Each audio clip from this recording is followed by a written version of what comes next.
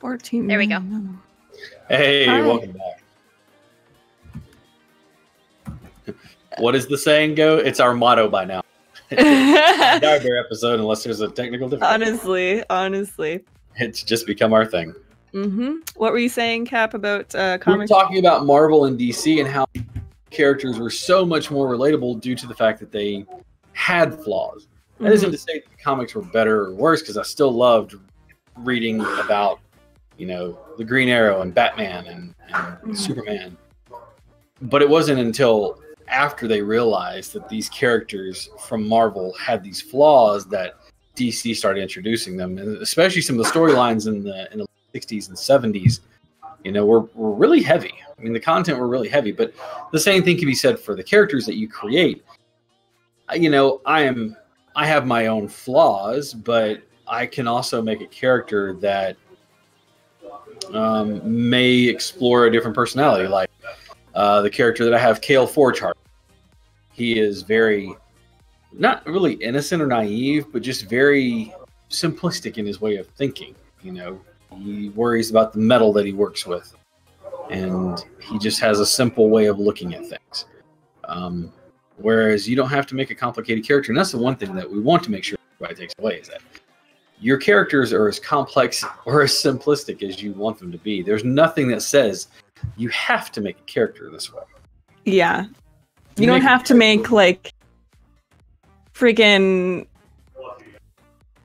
Game of Thrones villain with 58 years of traumatic backstory to make an interesting character. Yeah, to make a great and interesting character, you can have one simple flaw in there.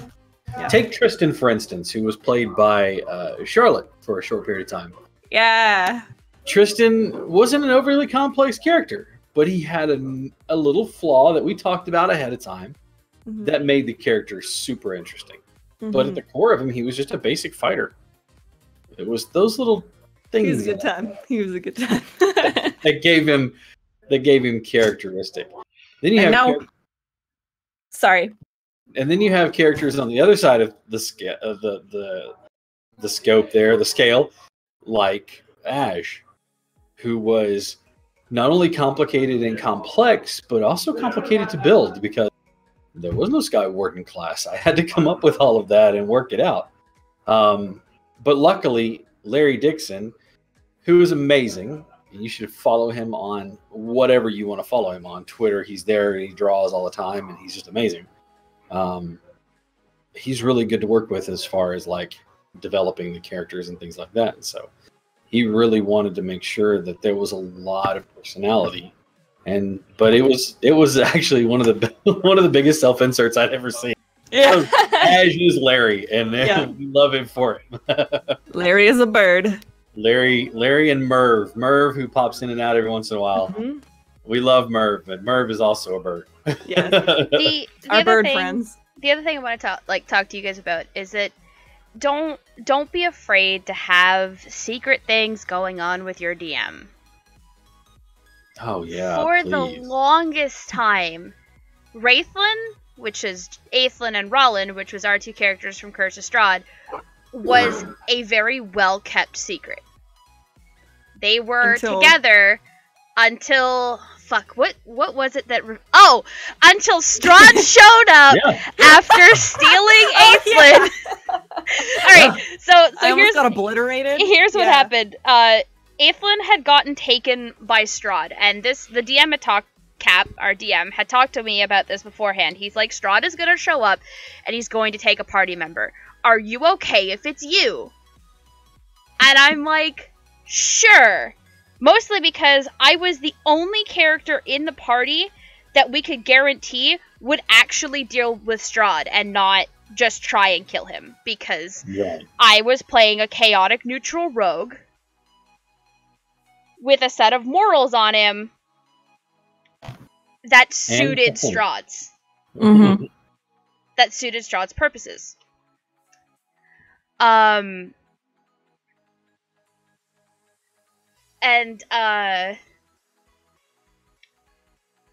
So when I get back to the party, there was this huge kerfuffle about, oh, well, what did you talk to Strahd about? And then Strahd actually shows up and decides to take a chunk out of Rollin. Everybody be taking chunks out of me in Barovia, goddamn. I get beaten up by Strahd, I get beaten up by a fucking demon mountain goat. Like, when does it end? I know Chris Perkins isn't watching, but I think everybody needs to just write to Chris Perkins and thank Chris Perkins and the rest of the team that designed Curse of Strahd for the big demon goat. I think I'd just be like, thank you. Just like random? Thank you for almost making me get obliterated by a demon mountain goat. Oh. Hashtag just Barovia things. Oh, God. So, character building can be a lot of fun. And what can you do in the meantime with character building? NPCs. That's a lot of the NPCs that these guys meet. May have been characters that I worked on. For instance, Tuesday nights we run one offline. Well, it's online, but it's off video. That is currently running through Tomb of Annihilation, which was one of my favorite ones whenever I was playing 2nd edition. But it started off in a homebrew in Kalampor that was full of intrigue, mystery, subterfuge, a few secrets that they did not see coming. A few that they did, but a few that they did not. I think everybody was surprised, with the exception of one particular person. I'm staring at you, Maddie, about the reveal of the mom and what she was and what the kids were. And in that campaign, they met two individuals that I mentioned earlier. They met Barry Swelling, and they met Dominic Briggan. And Barry owned a tavern, and Dom owned a flower shop. Flower shop AU. He's 7 foot tall, wide as the door is, and he's a florist. That's so valid. I love it. You love it. Rezavati was just fucking hard eyes all over the place. She loves those two. Absolutely loves those two. They like the party. She did not trust Lexa, who joined us partway through the campaign as we were going through Tomb of Annihilation, until Lexa mentioned that she knew and trained with Dom. And then Rezavati was like, "Oh, you're fine then. You're good. Okay, you're good. Okay." Forget all the tension we had in the last, few episodes. Yeah. But NPCs like that. Now, other NPCs that I came up with, like Fair Harad. Look at that! Wow. I You had to meet him. He was an individual. But Fair Harad, the Silpasha that they met, everybody had a personality, and they were all NPCs that were basically character designs. In Roll20, you can create characters and make them into NPCs, or create NPCs based off a simple change. And every one of the characters that they met, there was a character sheet for them, because who knows? They may not like Barry. They might get in a fight with him. It would have went horrible for them. Mm-hmm. But that option may stand. You don't know what your players are going to come across, which leads us into our next topic. Writing, planning, designing the campaign, and how it's okay not to have a plan. I'm going to look at the camera and I'm going to tell you again. It's okay not to have a well-detailed linear path, A to B to C to D. It's okay, because I'm going to tell you the secret.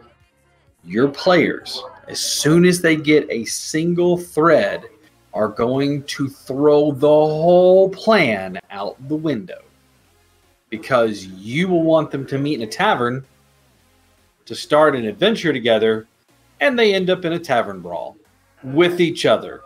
Shortest campaign I ever had. took 15 minutes because there was a fight that broke out with a bunch of third level characters.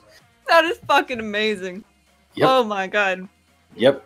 That was a clash of personality that leaked into the game a bit from the real world. Mm-hmm. Man, I'm so glad none of our campaigns turned out like that. Like, I was much younger at the time, so I recognize a different way to make things work. It's okay not to have a plan. What you can have instead, though, are possible points that they can meet. And then you kind of guide them using the NPCs onto the next point.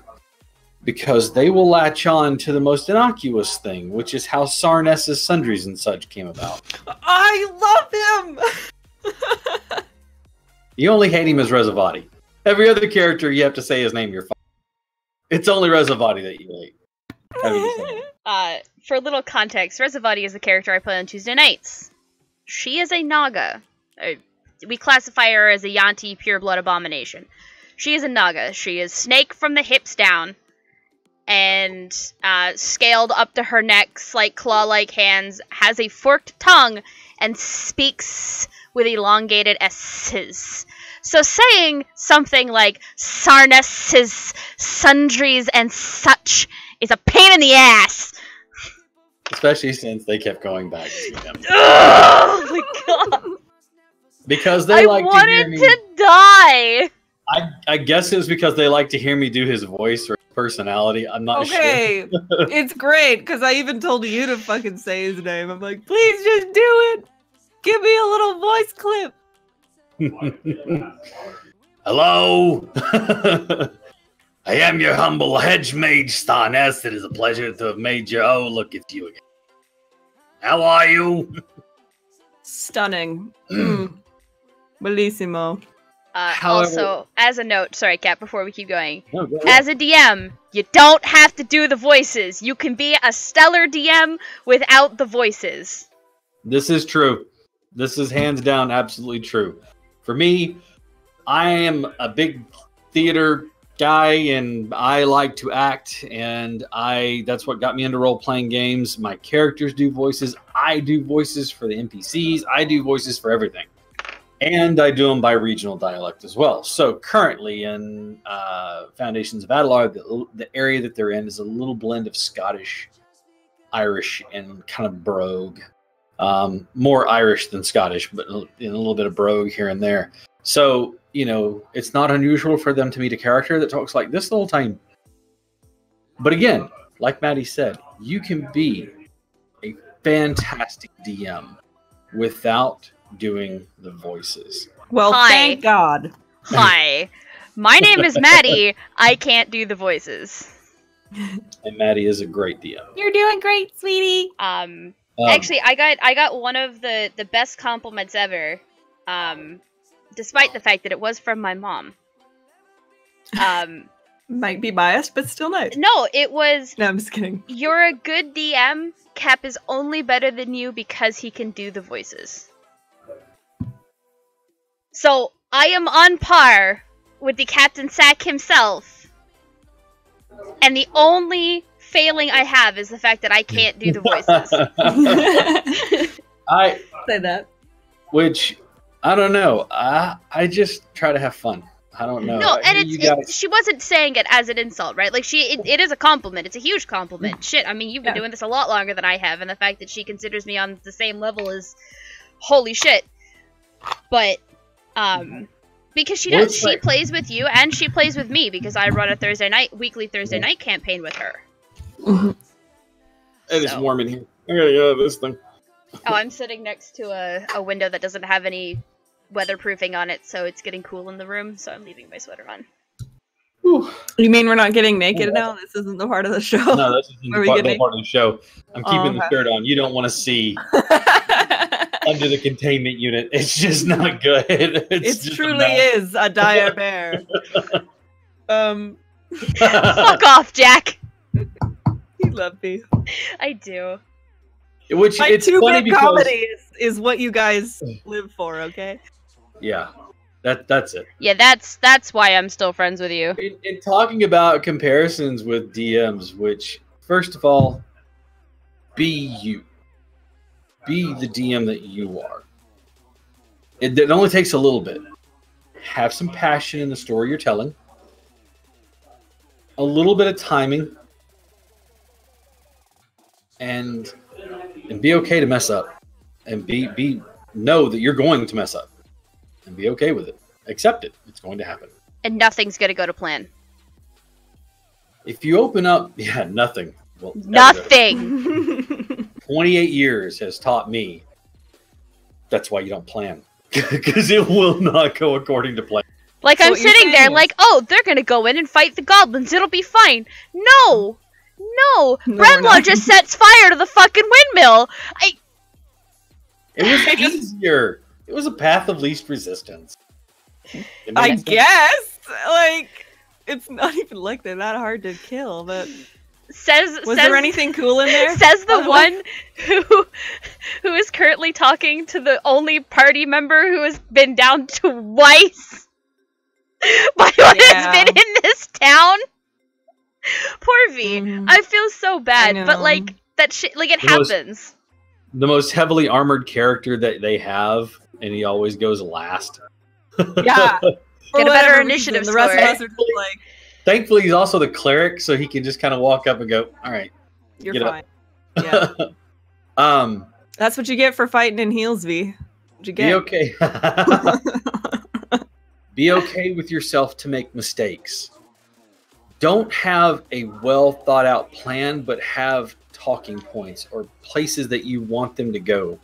Have a list of names, because I guarantee you they're gonna ask. I don't know why. Why does it matter if they're gonna ask? That blacksmith that you spent barely any time figuring out? Damn right they want to know what their name is. That leather worker that you made up on the spot because they're like, oh, we want to explore this town and we're looking for a leather shop. You better have a damn name because they're gonna ask. Is there somebody who makes shoes in this town? Yes. What's their name? John Cobbler. John Cobbler. I would never. I would. I fucking would. Okay. I absolutely would. And then go in and proceed to break him because you're a monk who doesn't wear shoes. Why don't you wear any shoes? Xanathar's Guide to Everything has a fantastic list of names based off of regional names, as well as just some fantasy names for dwarves, elves, halflings, things like that. You can get your hands on a copy of it. It's fantastic because of that and other things too, but it has a great list of names in it that you can use. Have a list of names. Another one, if you're doing it on the fly and you have access to the internet, fantasynamegenerator.com has a huge wealth of names. Yeah. Oh. If you need it, it's probably there. Yeah. And this one is one that I sometimes have a problem with, and it's one that I actually chide myself on a bit. When you create that name, if you're making it up on the fly, write it down. Yeah. Or if you have that list of names, make sure you write Cobbler, Irish ? Or Cobbler, mean to the party. Cobbler, nice to the party. Blacksmith, reticent to work with the party. Yeah. Questions where they got all this metal. Simple notes will save your life. As Jack and I are having a conversation today, and I went, oh crap, I can't remember the name that I gave to the dwarven barmaid from last episode. So I'm back listening to last episode. And guess what? They asked. She never gave a name. She does have a name. So, make a note. But again, it's okay to mess up. Tell yourself when you look at it, it's okay to mess up. I've messed up. I will mess up. Everything will get messed up. It's okay. It's like herding cats, so it's all right. You just gotta be patient. Yeah. Yeah. The other part of it is don't be afraid to change rules because it fits an aesthetic. Such as a Naga, which doesn't have a character class. You can use the Yanti because it's close. If you open up the book, one of the first rules and one of the major rules tells you this is the only one that you have to adhere to is have fun. If it's work, it's not fun. You'll burn out, and that brings us all the way back around to that first topic. You will get burned out. So remember, the first rule, have fun. Every Friday night is a new game session. It may be something I've never run before, but I've learned the system. I've got characters created. We sit down, and the very first rule I tell these people who have paid me money to come play a game, the one rule that we have in this room is to have fun. Because if you're not having fun, why do you want to do it? Mm-hmm. So I will skew the rules in lieu of fun. Just because your character isn't supposed to run up the side of this stack of barrels and leap off into the air and hit them. Oh, we'll roll an attack roll. Oh, you missed. No, roll an attack. Give me an acrobatics check. You missed. We'll roll an attack roll anyways. Okay, you succeeded. So what you did is you ran up, you got to the last barrel, it slipped out from underneath your feet, you fell, and your axes landed in the guy's chest as you drove him to the ground. So it wasn't as perfect an Assassin's Creed as you were hoping, but right, killed him. Okay. Right. But it was fun. Also, don't be afraid to limit your players. I had a really tough encounter set up for my party, not knowing what one of my party members' spell list was. And the druid cast Moonbeam on top of the vast majority of the forest that had found them. Well, that encounter was over very quickly because of it. And so, me, learning from my mistake, made the DM ruling of you can no longer use Moonbeam if you cannot see the sky. Which means that when they are down in the dungeons and in the temples of Princes of the Apocalypse, the druid cannot use Moonbeam. Rip. Which is a lot of dungeons. Mm-hmm. Now, they can use it when they're in a castle and there's a window and they can see the sky. Because they can see the sky. That's a really big part of it. You know, they're a druid and they transformed into something that gets pack tactics. And I said, you can't have that until you reach level 5. Because at that point, at level 5, you have been with the party long enough that you trust them as a pack. Yeah, that makes sense for the story. You know. And that's another thing that we'll say. If it makes sense for the story, to your betterment or detriment, without giving them all the power, doesn't. And that sounds like a really horrible thing to say, without giving them all the power. But what I mean in that terminology is that it can quickly become a runaway train if you are not careful with how you balance things. Mm-hmm. They fight a dragon, they win. They have a dragon's hoard. 500,000 gold pieces was given to them after a deal was made. Okay, what do you do? How do you deal with that? You come up with creative things. Crash the economy. Oof. Yeah, they have 500,000 gold pieces that have been introduced into the society. And all of a sudden, the money is valueless. Yeah. Because it's being given away so freely. They've purchased every magical item. And everybody has so much gold that it's just devalued to the point where... Are you happy now? Alternatively, have the guy that they won it from steal it back. Steal it back! Yeah. By murdering almost every single person in the household. Yeah, don't be afraid to be a bad guy. Mm-hmm. It's okay. Yep. Also, if your players have, like, backstories that they want to incorporate into the story itself, do it. It's so much fun to work that in. Said druid from my Thursday night campaign ran away from home ran away from their parents because their parents are involved in the fire cult, and they wanted nothing to do with it. So they ran. Well, guess what they have to do? Clear out the fire cult. Guess who they ran into? Dear old mom and dad. Mom, dad, eldest brother, and sister that he didn't know he had. Awkward family reunion is awkward. Yeah. Especially when Mom grabs said druid around the throat while the druid's invisible because Mom has true sight. Oof. Oof. Dear DMs, GMs, storytellers, game masters of all systems, I want you to look at me straight in the face right now, and I'm going to get very serious with this conversation. You will kill your party members, and it's okay.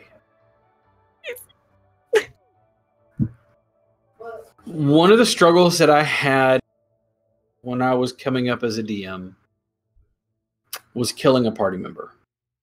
I'm not a malicious person. I don't want to. I don't go out of my way. But it will happen. Inevitably, they will die. That's part of the risk of it.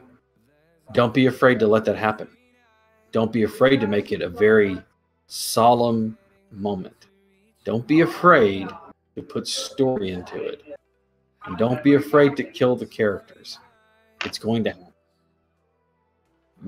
The person that plays, because our biggest fear is we don't want to hurt our friends and have them mad at us and make them not want to play anymore. Players, your characters are going to die. Adventuring is dangerous. That is the inevitable risk that they assume whenever they take on the mantle of an adventurer. A death of a character is not a sad thing. It's an opportunity for you to break out that character that you've been working on from our second topic, character design. Mm-hmm. It's okay. Your character will die. Have a memorial. Sometimes your character goes away from doesn't die. Annalise. It was very solemn. Oh, Annalise. Okay, and you know what? I'm gonna give props to you here on this one, Cap, because I knew, or I had a very good feeling that she wasn't gonna die, or that she wasn't gonna die in combat. However, I was left in such suspense during that courtroom scene that there was a very good chance that she was going to swing from the end of a rope. You know, I was in tears that session because, like, I mean, this is Annalise. We have been playing her. We were, what, level 7 at the time? Yeah, you've been playing her for over 20 sessions. Mm-hmm. You know, I had formed a very deep and abiding love with her. She had gone through quite a bit of character development. Maybe not as much as others would have liked, but she definitely had gone through quite a bit. She wasn't the complete prejudiced asshole she was at the very beginning of the campaign. At the very beginning, where she's like, cat people, kill them all. Fucking cat. I hate cats. She certainly was getting more comfortable with everybody, in so much as she was willing to, you know, spend time with them instead of just going off on her own. Right. And then to have her own past come up and choke her. And have her sent away. Kat, you did such an amazing job with that story. We're all very stressed. None so much as Ryan, as Lucky attempted to stop whatever was happening from happening. He did. He fought hard to try to prevent that.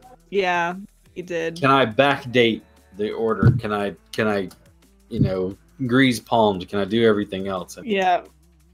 Sorry. Sometimes it's just not a way to get out of it.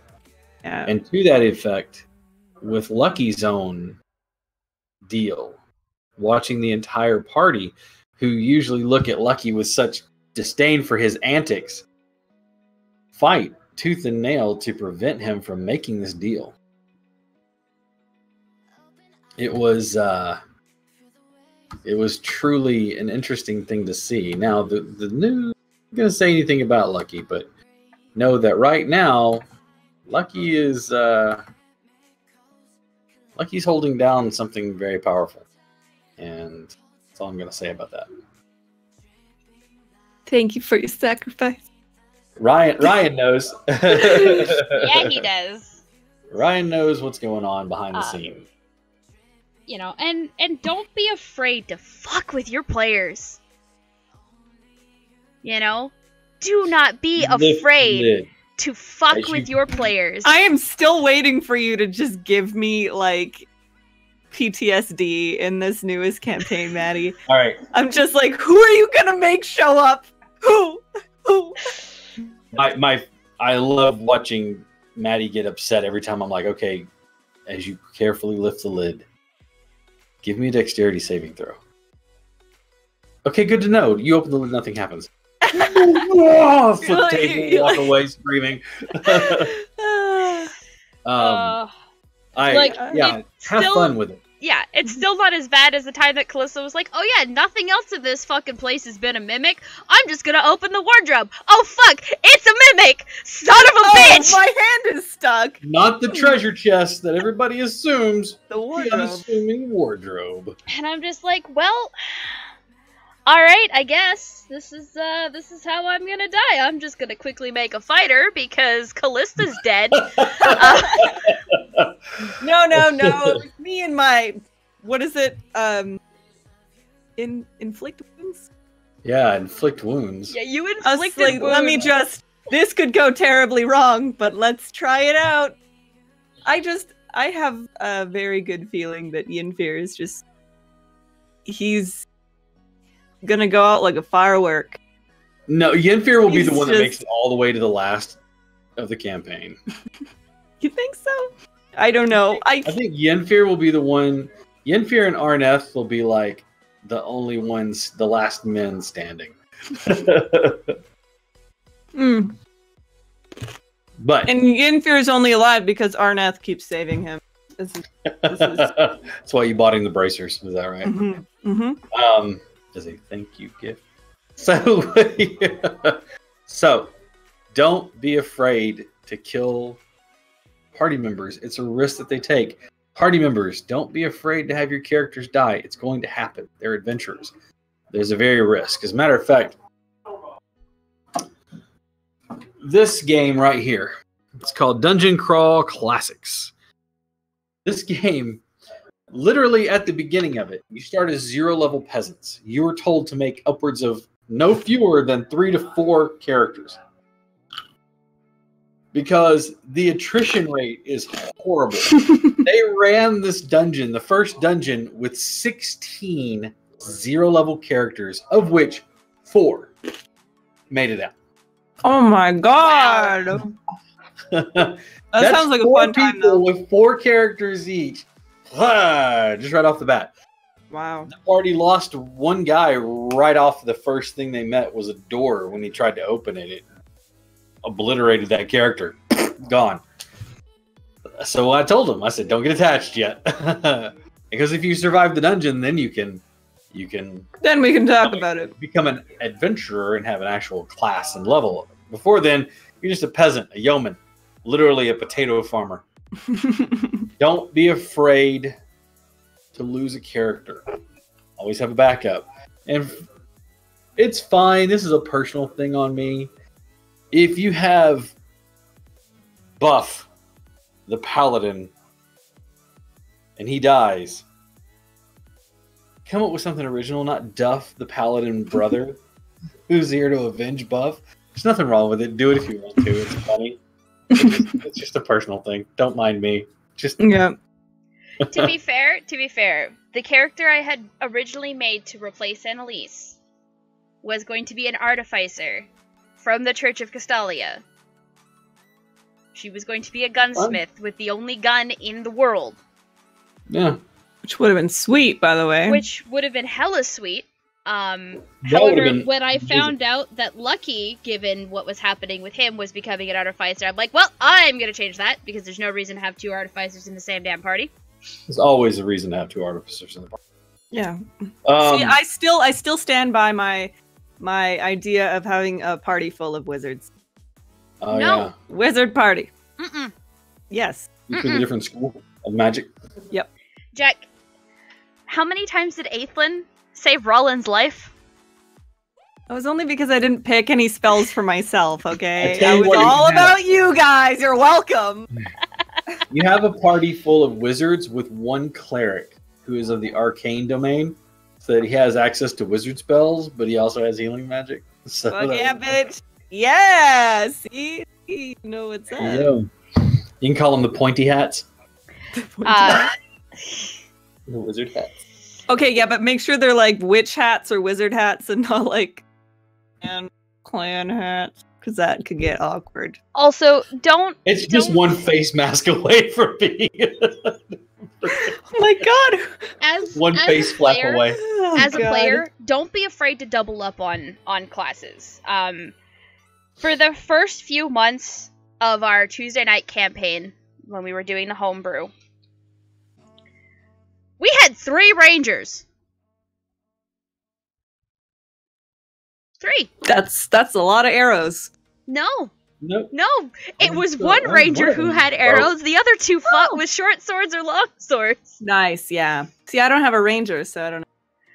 Rezavati should was make a a ranger. ranger. Edge I? is a Rezavati is a ranger. She's now since multi-class ranger cleric. Farine, who is played by my mom, is a ranger. She deals with a bow. Who's And, the most? Okay, who is the most like neutral, good, chaotic neutral character I've ever seen? I'm just like change She your really alignment. is. Change your alignment. Mix it up a little. You should make her touch some cursed object. No, she. Like- I don't think it's. I don't think it's in her. I don't think it's in her personage to play anything other than. That's fair. No, I love my mom. Remember- but she really Remember what can't. happened to Although she did a decent job on the day of my birthday, playing a chaotic neutral character that was kind of just out for all she could steal. what is chaotic neutral? That just seems like so We'll get into alignments in a minute. Okay. because I'm like chaotic good. Everyone's chaotic good because that's just me. That's who I am. So, you're right. Don't be afraid to multi-class, but do be careful about when. Keep in mind that your 4th level ability bump, while it happens at every class at the same level, it's not a character level thing. That is a specifically class level. So if you go to multi-class at 4th level, you're not going to get the ability bump. Wait till 5th level, and then go. So you brought up a good question. So my feelings on an alignment are. It's a throwback to the past. When those things mattered, whenever you closely guarded it along with your social security number. Back when paladins When- had to be lawful good. Right. And back when you got into a party of other people and you watched their behaviors, where like casting something like no alignment was a big faux pas. Did you just cast no alignment? I feel so exposed. I feel so exposed. It's not as big of a thing now. People I find that in some cases it helps you play your character. absolutely. It's a So- guiding point. But Yeah. chaotic. So let's talk about that question. There are two scales. One is the law-abiding side, and it goes from lawful to neutral to good. And it's not an A-B-C choice. There are gradients in between. So unfortunately, you can't really weight them on a scale that works this way. The other aspect of that is good to evil. Good, neutral, evil. So if you have them as a big cross, you have true neutral in the middle, where they are both neutral towards the law and neutral towards the forces of good and evil. You have lawful good, lawful evil. And you also have chaotic good and chaotic evil. So what is chaotic good? What is lawful good? Lawful means that for the most of your actions, you're going to follow the law. I can tell you that without a doubt, everybody in this group that we're talking here right now is lawful good. Because we are good people. We would generally tend to do the right thing. I'm Almost shaking my always. head mostly because I am lawful neutral. I know what my alignment is. I'm lawful neutral. Oh, okay. I took a quiz. I took No. it. I took it. I took a quiz on Quizilla. It's no. I'm lawful neutral because while I will always try and do the good thing, there are times where I will do that which is better than Keep that in which mind, is good. But 90% of the time, you do what's good over what is better. Therefore, most of your actions would be lawful good. Does that mean that you are staunch, upright, never break the law? No, because again, like I said, it's a range of things that generally define how you are most of the time. Not all the time, most of the time. Chaotic good would be somebody who would do the right thing, but eschews the law most of the time.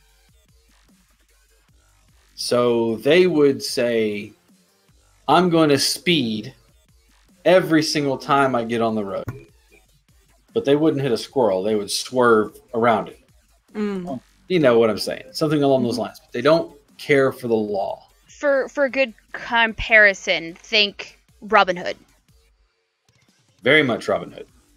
Steals from the rich to Not give to care the for poor. law. That he stole from the rich and gave to the poor because it was the good thing to do. Neutral is someone who will follow the law, but not follow the law. Not as they see fit, but as the situation calls for it. But not sometime, nearly every time. They see that it has its place, but this isn't the place or time for it. They are neutral. They will do the right thing, but they may not always do the right thing. Someone who skirts the law, but say not all the time, is a server. No one ever claims exactly how much they made on their tips. Come on. But we will claim something because it is the law. We're not going to claim all of it. Therefore, we're neutral in that category because we're following the law, but not to the letter of it. Good to evil should be pretty well Self-explanatory. Good, neutral, evil. Then we get into those areas where we talk about chaotic, neutral. One of the hardest alignments to really play if you consider what they do and how they are. When I was growing up and becoming a DM and going through all of the paces, we talked about chaotic neutral being crazy. And that's not quite the answer. Because crazy, you would put yourself in detriment as well as the party because you're just Looney Tunes. Chaotic neutral is someone who sees a use in this party that they're with to their own ends, but they would not, to the detriment of the party, pursue their own ends. Does that make sense? I think I did a pretty good job playing Aethlin as a chaotic neutral character. I agree. Mm-hmm. Aethlin would not screw the party over because the party was useful. But to his own ends, Rollin, he would go for that first before anything else. And that's a great example of chaotic neutral. Chaotic evil, that's the crazy one. That was Aethlin after he died. Yeah. That's the one that says, I don't give to. Let's see how short this fuse burns before it blows everybody. Throwing it over there into that pile of. Lawful evil is, I've never seen a better description of lawful evil than Lex Luthor. He follows the letter of the law, but he uses it to his own ends. Lex Luthor, when you look at the lawful evil, Lex Luthor, in my opinion, is the best lawful evil description ever. Because he will do good things, but they are self-serving, and they follow the letter of the law. He would set up a charitable organization because he can, and it's not illegal. And maybe that charity will benefit something else, but he uses it as a tax write-off to hide certain monies because he can. Not because it's legal, but it self-serves him because it lowers how much he has in income. He pays less tax. Lawful evil. Neutral evil, kind of the same thing. Care about the law when it's useful to you. You eschew the law when it's not. Always to your own ends. And there you go. How I feel about alignment is, I don't really use them. I look at the character's actions for most of the time, what they do, because every situation is going to be different. Give you a gray situation. This person poisoned one of the heads of this town. Why did they poison the head of this town? Well, poisoning somebody is evil. But the poison wasn't going to kill them, make them very sick, and incite fear in them. Why would they do that? Because the head of this town is taking money from those who need it by charging them to use the land that they farm, and then charging them again to put their goods in the market. So they're double dipping. They get two monies. Why? Just because they own the land? Sure, charge me to use the land, but then don't charge me to use the market. Was that head of the city evil? Probably. Depends on how he treated the people. So it's this gray area that I like, because as a party comes in and more story unfolds, well, who do they side with? They side with the people, then they're rebels and outlaws like the rest of them. But if they side with the heads of city and state, then they're, it's this morally ambiguous area that I like to work with, because I like to put the players into a situation that goes, oh, this is absolutely woo. No, not how we go. Wait. Yeah. I don't want to do this. It also instills a little bit of personal conflict. There's a really great video by Matt Koval who put out early October, late September, somewhere around there, talking about playing an evil character. But he talked a lot about the anti-hero and the he didn't call it the anti-villain, but basically that's it. Basically, the anti-hero is, for what it looks like on the surface, a bad guy, but will do the right thing. Not because it's the right thing, but because it's what he has to do. And on the other spectrum is the anti-villain, who will do the wrong thing because he feels he has no other option. Why did you kill this person? Because my wife or my family was threatened if I didn't do it. Well, they did this evil thing, but does that make them evil? Not generally. They're a good person. They were under duress. When you look at alignment for your NPCs, think about these things. And for your player characters as well. Think about these things. How is your character going to act most of the time? That's the alignment you probably want to pick for. Start with the basics overall. Neutral, evil, good. How are they going to act most of the time? If they're most of the time they're going to act good, go good. Lawful, neutral, chaotic. If most of the time they're going to issue the law, chaotic. For instance, Brimlow. Brimlow is chaotic good. I don't mind sharing his alignment. He's a good person at the core of it. He may not seem that way because he's a bit of a brash individual, but goblins are evil to him. So he sees a windmill. There's no people alive in the town. There's nothing saying he can't burn down this windmill to get the goblins out, because that's the easiest way to do it. They're like rats. Who cares? They're goblins. They multiply like rabbits. Who gives a shit if you die with a burned windmill? Oh, but you burned the windmill of the town. Do you see any people alive in this town? No. Burn the windmill down. Yeah. And if there are people alive, we can rebuild the windmill. Give them something to do. Oh my gosh. So, anyways, that's alignment is such a essentially weird thing nowadays, but find out what you're going to be most of the time. And play that. And play that. It can be helpful in determining like how consistent your character's personality is going to be, basically. Right. Correct. And it's okay to not reveal it. Yep. To anyone. And play this fluid character that kind of moves in and out of the alignment. Don't get hung up on alignment either. Mm-hmm. Exactly. I have a player on Thursday night who's really hung up about the fact that this paladin needs to be doing good. The paladin and the cleric have to do good. And they're like, man, you gotta stop telling us how to do our jobs. Like, do you gotta, though? You know? Do you gotta? They're like, we're making our own opinions and doing things based on those opinions. You can't keep telling us what we should and shouldn't be doing. You're not us.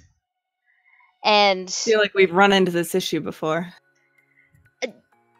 Shut up. I wasn't gonna say anything.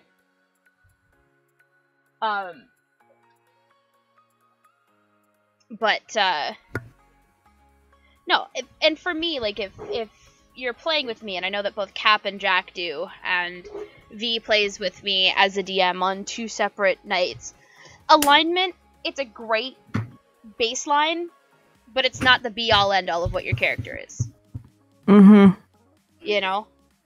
Just because a character is chaotic neutral doesn't mean that the only thing he's going to do is serve himself. Mm-hmm. Right. He They has still a moral have- code. Yeah, Mhm. they still have bonds. They still have allies. Yep. They still have, shit they actually care about. Or Yeah. they don't, I guess. Like, whatever, go off. But, One more. I like it. No. What are you saying? Finish that thought. I don't know. Oh, shit. is it gone? Yeah, it's gone. Went away? What you get? The lawful, on the lawful side of things too, remember that the law may change from kingdom to kingdom. Sometimes the law you follow isn't necessarily a law of the land, but an internal law that you have. I've got a Tengu monk who likes shiny objects. He's not above taking shiny objects from burial mounds and funeral pyres. What? They're not going to use them. Generally His frowned internal law upon. is that they're dead. They don't need it. I'm going to take the shiny thing because it's a shiny thing and I want it. Yep. So the law may not necessarily be the law of the land. It may be an internal, like a moral code, like Maddie was saying, an internal law that you stick to, a law of self. Alignments are fun things, but like Maddie said, don't get hung up on it. Don't make it the be-all, end-all of your character. Yeah, they're a tool. They're not a rule. Just Yeah. remember There you that. Ooh, and it rhymed so well. I know. See, that's what you get. Players, any D&D campaign, it's your story. The DM is just the storyteller. It is not the DM's campaign, it is your campaign. This is right. We are the facilitators. The DMs are simply there to make sure that the narrative is explained and told. And Honestly- somebody's got to play the NPCs. And I don't mind. I love it. That's something that, like, Foundations of Adelar. Foundations of Adelar, I know the story. I know the parts of it that are in the background moving, but I don't know what the fun story is going to be. The real story to watch. People don't come to watch me drone on for hours like they're stuck doing with this. They pay attention to what the characters are going to do. They don't love the Lucky. They love Yenfir. They love Callista. They love Arnett. They love Archie. They love Gillet. They love Ooh. watching these characters awkwardly try and confess their feelings while simultaneously being unable to because, oh my god, they're They're just so great. Yeah. Yeah. you know, They're- Strong and like amazing. the weird sex dreams that the DM will give the stalwart monk. That was That was just beautiful. And when you later combine that with somebody who writes not safe for work fan fiction, primarily, hi, that was me. wow. You know, you wind up with something really raunchy, and both Steve and I had a blast fucking editing and It's- writing that together because why not? It's fun. And here's the big thing. Here's the big thing. All of these headcanons that you come up with for your characters, those aren't headcanons, those are canon. They probably are. That is canon. Mm-hmm. This is your character. This is your story. This is your time. Make it yours. Have fun, and that's the number one goal. And I will say it again and again and again until it becomes understood. It's about having fun. It's okay to mess with the people. It's okay that the characters die. It's okay not to have a plan, but have a general direction that you want. It's okay to make mistakes, and it's okay to not always be perfect. I'm not. God knows I'm not. What? Oh, fuck, I'm gonna have to make the campaigns now. God I know. damn it. Everybody logs out and quits. That's it. He admitted he's not perfect. We're done here.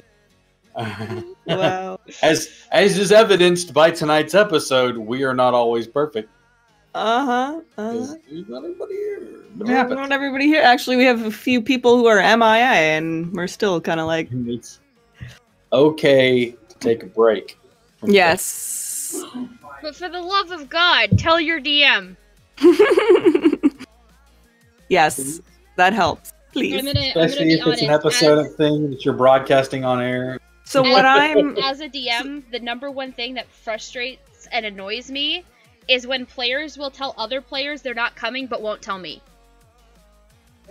That's fair. Like, it's nice that your friends know, but I need to know in case we left off last week on something important that has to do with your character.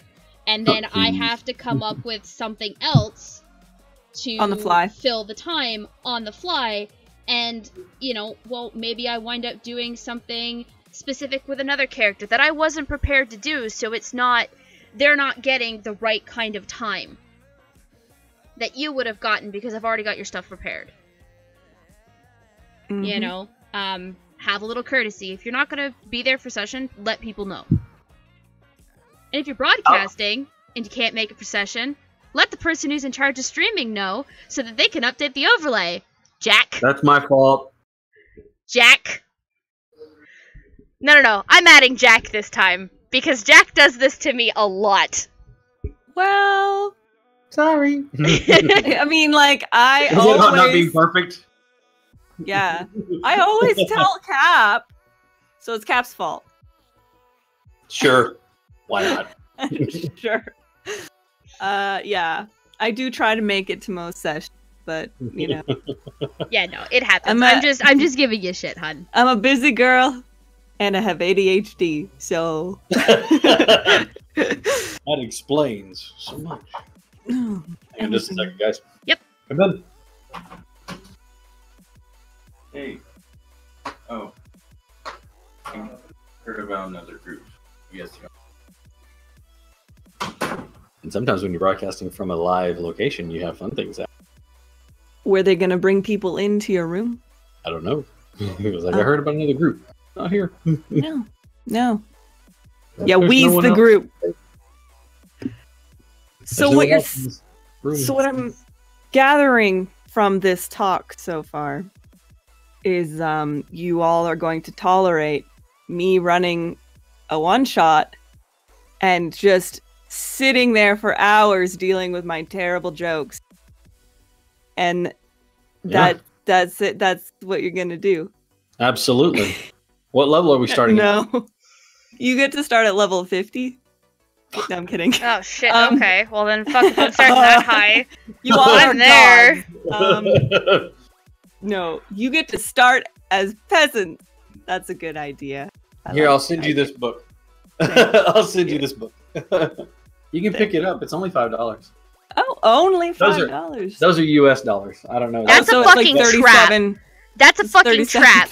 Anybody who $37. tells you that D&D is not an expensive hobby to get into is fucking lying to you.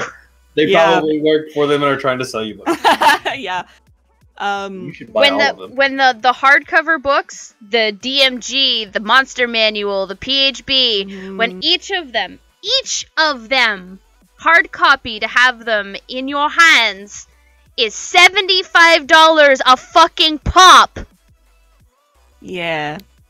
Now, My keep mom that and in I have mind. spent $300 in a fucking store on D&D stuff because these And I books have- are expensive.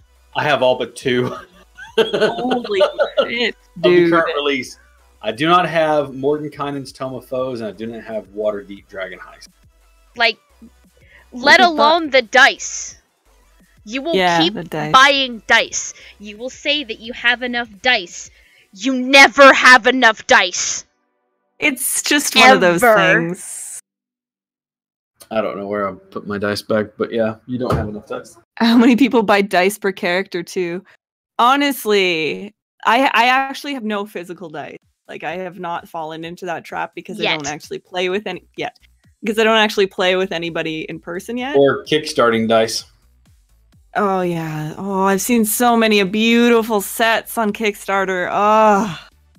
But like where am I gonna put it? Like I have no space. You buy a box. You put them in the box. I don't have space See, for box. I got lucky because a friend of mine 3D printed me a loot box from Overwatch, and that is what holds my dice. All except one set, Oh. which is my Curse of Strahd set. Which is also the very first set of dice I ever bought. Oh, I just remembered the little thing I'm gonna make for you, Maddie. The thing we were talking about last night or the night before. V, you should join us. You should join us, I V. think you should join us because V it's neat to V. get the perspective of a relatively new. I mean, Jack, you're pretty new too, though. I am a newbie. I don't know what's going on ever. I suck at math, and also I'm just here to have a good time. That's all that matters. Yeah, I will say that I love to hear my players tell me that they enjoy the sessions because it is an outlet. I am blessed to have a bunch of players who are also storytellers and writers, artists. Oh my gosh. I cosplay artists, traditional artists, digital artists, all kind of things, and storytellers, the writers that we have. Oh my gosh, it's amazing. Charlotte wrote the entire backstory for her character Lexa, whose name I can't say while I'm at home because it always activates my Amazon dot. We have, like I said, Steve, who plays Gillet, wrote a wonderful piece about Yennefer and Arnie. Like, just this little piece. Oh, that was so Such a sweet. delight. They are. I am truly blessed to have a cadre of people, and all across all the games that I run, who are as passionate about it, even if they're new to it, like Jack, or they've become more experienced, like Maddie, and get passionate about it. I have this passion for 28 years, and I'm finally doing it, just playing occasionally. Have a passion. You'll see that it turns into a lot of something a little different, or a lot different in cases. Which brings me to another thing. Maddie said earlier, have fun with your players. Come up with something unconventional, like creating 6 characters and assigning them to the players. They don't know what they're playing until you give it to them. And giving them a little bit of a backstory piece to hang on to.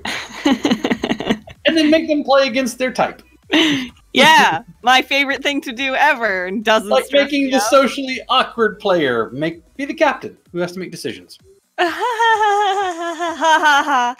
I hate it. I hate it so much. No, you don't. Although I think I played right into Atlas's. Like Atlas took the Tane the Marine like like a And duck. I ran. think out of Like, the 2 of us, I think out of the 6 of us, you nailed 2 of us immediately. Mhm. Which was me and Atlas. mhm. To be fair, I think the only thing I wouldn't have done well with would have been the science officer.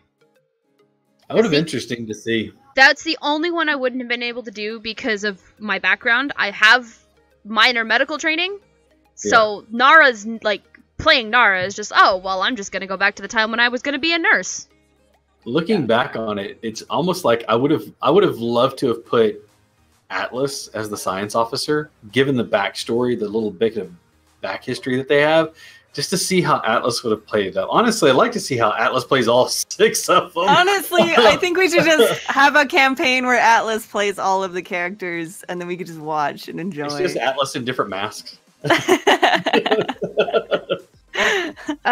them so Cap, much. do you Oh my remember God. which one it is that gives access to to the first campaign? Yes. Hold on. I just don't remember what symbol it is because V can't get in the channel until we give them access to Foundations. Oh, here, hold on. It is the Foundations campaign. Yeah. Oh, is that actually just... There you go. It's Okay. just Foundations campaign. Hello. Welcome, V. Unmute your microphone. You can't tell me what to do. You Yeah, can't boss. tell me what to do. V, scroll up a little bit in the Foundations chat, and there is a link called zoom.us. Let me know when you've got it downloaded, and we'll get you in on webcam. Disgusting. Okay. Did you put pants on? I mean, it's cool if you didn't, but like, did you know? I mean, I put real life clothing on. I just Real life clothing. Yeah, they gotta go to shower work. not too long ago. But Quentin is still running around with just his skivvies. Yeah, pretty much. In the middle of the wondrous alien woods of this planet. that I'm they're on. so upset I missed what the fuck was going Did on. you there. am I did you watch doing? that episode yet? I haven't. No. You should You're before still missing. Wednesday. I'm missing. I just up and missing. left. You fucked up. did! Literally You did! You quite literally just up and left. That sounds like something she'd do, to be honest. So It was I'm like glad. more meetings. Nope. Yeah, fuck this. I'm gonna go be a fucking hermit on I'm an gonna go alien scout. planet. I'm gonna go scout Also, with these guys. Like Yeah, I don't know, I I'm gonna go to love meetings. I love how concerned everybody is for her, but also at the same time, like Nara's just like, can you people just let her do her fucking job? Like She's the She's- captain. She doesn't need to report to you guys. she's the captain. She was in charge of getting us here, which means that once we got here, she was then in charge of exploration. Let her do her job. Oh my god, they're not back. They're 20 minutes late. Calm the fuck down. No, nervous. Too bad. Nervous. the picture that the artwork that Atlas drew, Tane in the hole. I got so concerned. Okay, I was like, no. What happened? Considering what Tane is facing now, alone I don't want to talk about in the that. tunnel, underneath. Yeah, some concern. V's having Passive stress issues. Big stress. Giant stress. V, when you're Fine. done, can you DM me the email you're using for this? No. Okay, die mean- then, I guess. You can say it out loud, bitch, and then everybody can know what email you're using. Talk to me. I Yes. need friends. Tell me your email so I can send you Where- spam. I need to send you about how I have billions of dollars that I need to get out of my country, but I need your bank account information. So I can- Yeah. We need to. We have they're secured, but I can't withdraw them until I transfer them. So. Why to- is it? Don't zoom alone. Oh, okay. Never mind. I know what this is. Never mind. Why am I putting my email 3 times? Because you like to live Yeah. dangerously. Let's talk about one thing that we actually mentioned on building. Since we have one very large world and the other one's pretty much another galaxy. It's one Where to thing when it's start? just the ship, and another when there's planets to explore. And the question is always where to start. And the answer is that's going to depend on you.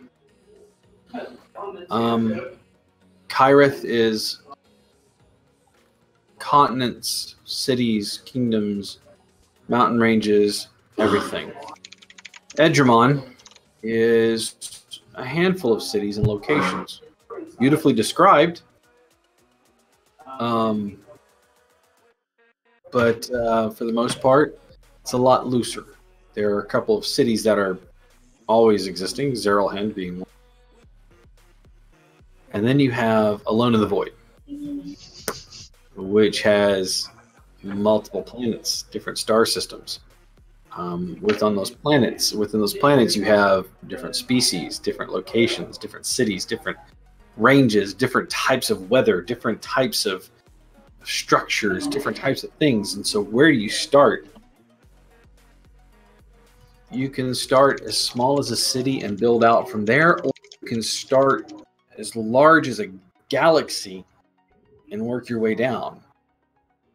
The truth of the matter is you do what's best for you. And to that point, I'd like to go ahead and introduce everybody to World Anvil.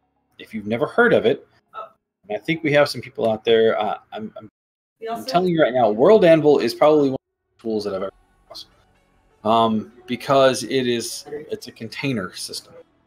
The universe is a container. The universe is a galaxy. Within the galaxy are planets. Within the planets are the different systems, kingdoms, things like that. World Anvil lets you create at that big of a level all the way down to the smallest, and it lets you deal with deities, pantheons. It lets you deal with that's just like what? It lets you deal with the different kingdoms and the cities within, the government structure, the economy behind each one of those, and it's awesome. Look it up. It's World Anvil. We'll make sure we provide some links so you guys can get access to these things. But they have a Discord. They are fantastic, and I really do encourage everybody to look to them. Again, it's World Anvil is the name of it. So World Anvil. World Anvil, and it's fantastic. It really does. You can import maps, and so like if you have a map of your continents, you can actually import that map and then start labeling things and make them out. You can publish them out so that other people can see it, and it literally lets you go all the way to places that exist within there and detailed, very, very detailed. And it's a fantastic tool for world building, especially if you're somebody like me, who that's what you have in your head a lot. You don't have characters, you have entire civilizations. See, I wish I had that talent because I've got nothing but characters up in there. I mean, Jack, I've described Edramon to you, talking about the Hidiak Desert and the archipelagos where the Dark Elves live, and the mountains where the last remnants of the elves, all the way down to this whole society in the Hidiak Desert of Knoll raiders that ride on steam-powered vessels, like war boys from Mad Max. A very, very intense scene there, and the industry that exists in Zeralhand and how it's driven by the these mixed with run the forges. Very, very awesome. So where to start? So wherever you're comfortable. You can start as small as a city. You can start as big as a universe. It's where you're comfortable with. What I like to, I don't have this talent because it doesn't come naturally to me or easily. So I spend the whole time crying in world building. But what I like to do is, since I'm a character creator, make my character, and then start with their home. So I'll start. Good place. Yeah. Start from home. Home is where the heart is. So don't look at me like that. So I'll start with their house or their home, build their hometown, build their friends' homes, and then work from there, Because then, it's a lot easier to start small. And then because I get overwhelmed, and then I'm just like, they live on the mountain. They don't have a house now because they live under trees. We found them under a rock. Yes, literally, yeah.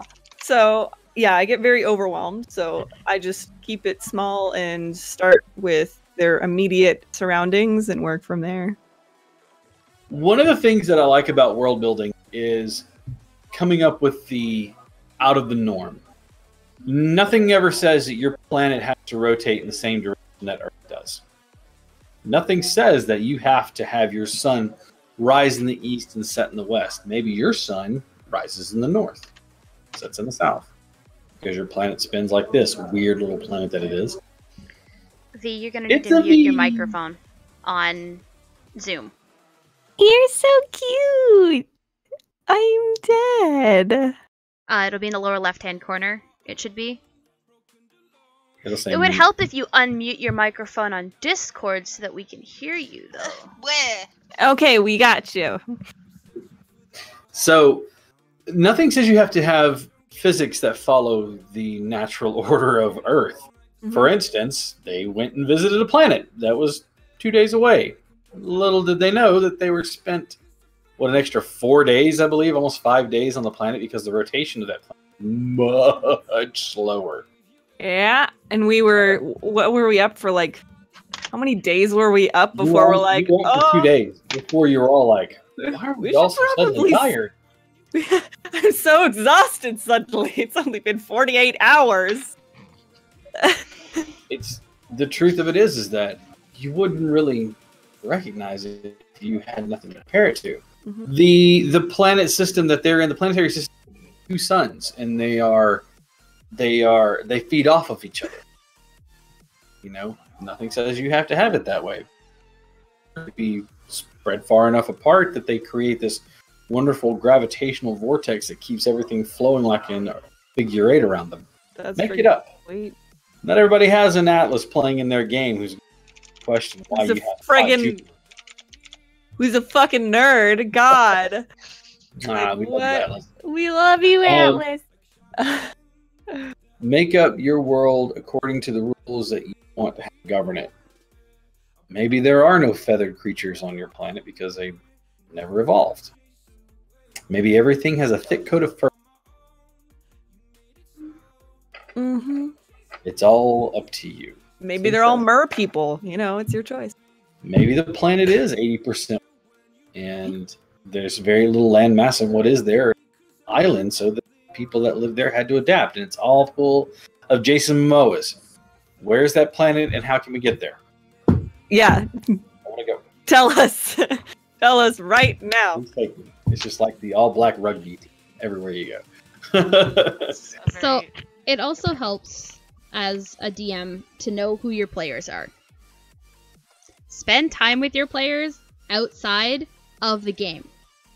I don't know who these people are. They Yeah, just we showed up never on met. Monday and Wednesday. I'm going to tell you this because Cap has done this to me on more than one occasion. where he has just made the perfect description and I have been unable to do anything because I just can't. I just can't. I can't. What? The prime example of this is Curse of Strahd. And we're in the Amber Temple. And my character watches Jack's character make out with the air because they had touched the sarcophagus that gave them a shit ton of charisma. And the way to get said charisma was to make out with the evil. Well, you had to make a deal with the. I'm gonna pause this conversation for a moment because if you've ever ran Curse of Strahd, everything that they're about to describe to you is not in there. No. This That was this some is, embellishment on my part, This is but it made it interesting. yes, Here, but this is yeah, also well, this is what we're saying. Yeah, and this is a very big case of the DM knowing their players. Knowing So- we're fucking pervert idiots. Yeah. So Your Aethlin, mind. being the jealous little bitch that he is, decides that he's also going to touch the sarcophagus. God. He does not see the same figure that Roland did. No, if you have ever watched The Magicians, Oh, that show is so good. he saw Elliot. And me, as a player, can't say no to Elliot. We were very deep in the Magicians at the time. So we're Still Okay, yeah, are. that's fair. Yeah. Yeah, that's fair. But yeah, so could not say no to Elliot, and Cap made this guy look like Elliot. He And played so- us like a fiddle, Yeah, basically. Yeah, so DMs know your players. Because you can make it real special and memorable. if you're at all confused about who we're talking about, Hale Appleman. Yes. Google. The love of life. He's Yep. fantastic. A bicon, Super hot. you could say. But Yeah. another good example is to the manner effect of how well I know V, for example. Whoa. Both Thursday night and Saturday night. Every other week on Saturdays. I know how much of a shit disturber V likes to be. That's why we get along so The plot chickens. So that's why there's a lot of stuff that's gonna come up with Aurelia that is gonna seem really kind of weird, but I know V, and I'm letting it happen. And I don't want to reveal because the other two are actually playing in the campaign, and I don't want to reveal. I'm so curious. Remlo Hanagar. Also, Cap, I Darn used it. one of your things, by the way, when Aurelia fell against Jarnik, and I had Jarnik roll a perception check, and Jarnik rolled a 2. I Remember perceived- when you did that with Arneth and Lucky? And Lucky I perceived perceived nothing. the fuck out of her Jarnik titties. also perceived basically. nothing. I was just so full of teenage hormones. I just couldn't. I couldn't think at all. Aethlin would be Was what disappointed with happened. you. I mean, is he not already? No, like, he's so proud of you. He's so proud of his I was- son. I'm still sweet. thinking Jarnik is a Rollins boy more than an Aethlin's son. You'd think that. Honestly, you'd but think he's not. that, but he's like they're very close in personality. He's just like a baby Aethlin. He just hasn't like had the experience. Yeah, he hasn't to- developed that straight, dirty asshole. Yeah, yeah, like he's still like a little bit pure. See, the thing Time is and that raid. Jack would play Venelin really, really well. Because Venelin's a magic user. And Venelin is Aethlin's daughter. And also like Rowland's fave. Yep. Absolutely. I don't have a favorite child, Benelin, but As I say, I don't have a Favorite favorite kid. I have a favorite daughter. I have a favorite baby son. I have a favorite oldest son. oh, that's cute. Yeah, That's no, so Rollin cute. has a favorite child, and her name is Venelin. Yeah. Not that unbiased. I Like, take it. Jarnik, you're Got okay, it. but Good to know. you are. Hats on you. Why aren't you more like your sister?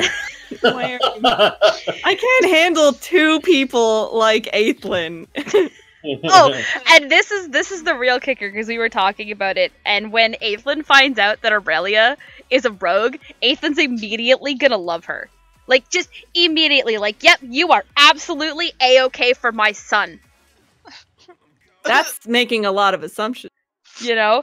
And, and then we were talking about how Rollin just would have existential crises because of another rogue in the family. And I'm just He'd like, be like- Rollin couldn't handle it. It just... No, he'd go and live in the forest. He'd by himself. He'd Is be that like, like- "Fuck Honey, Is we that live in like- the city of the tangled trees. You live in a forest.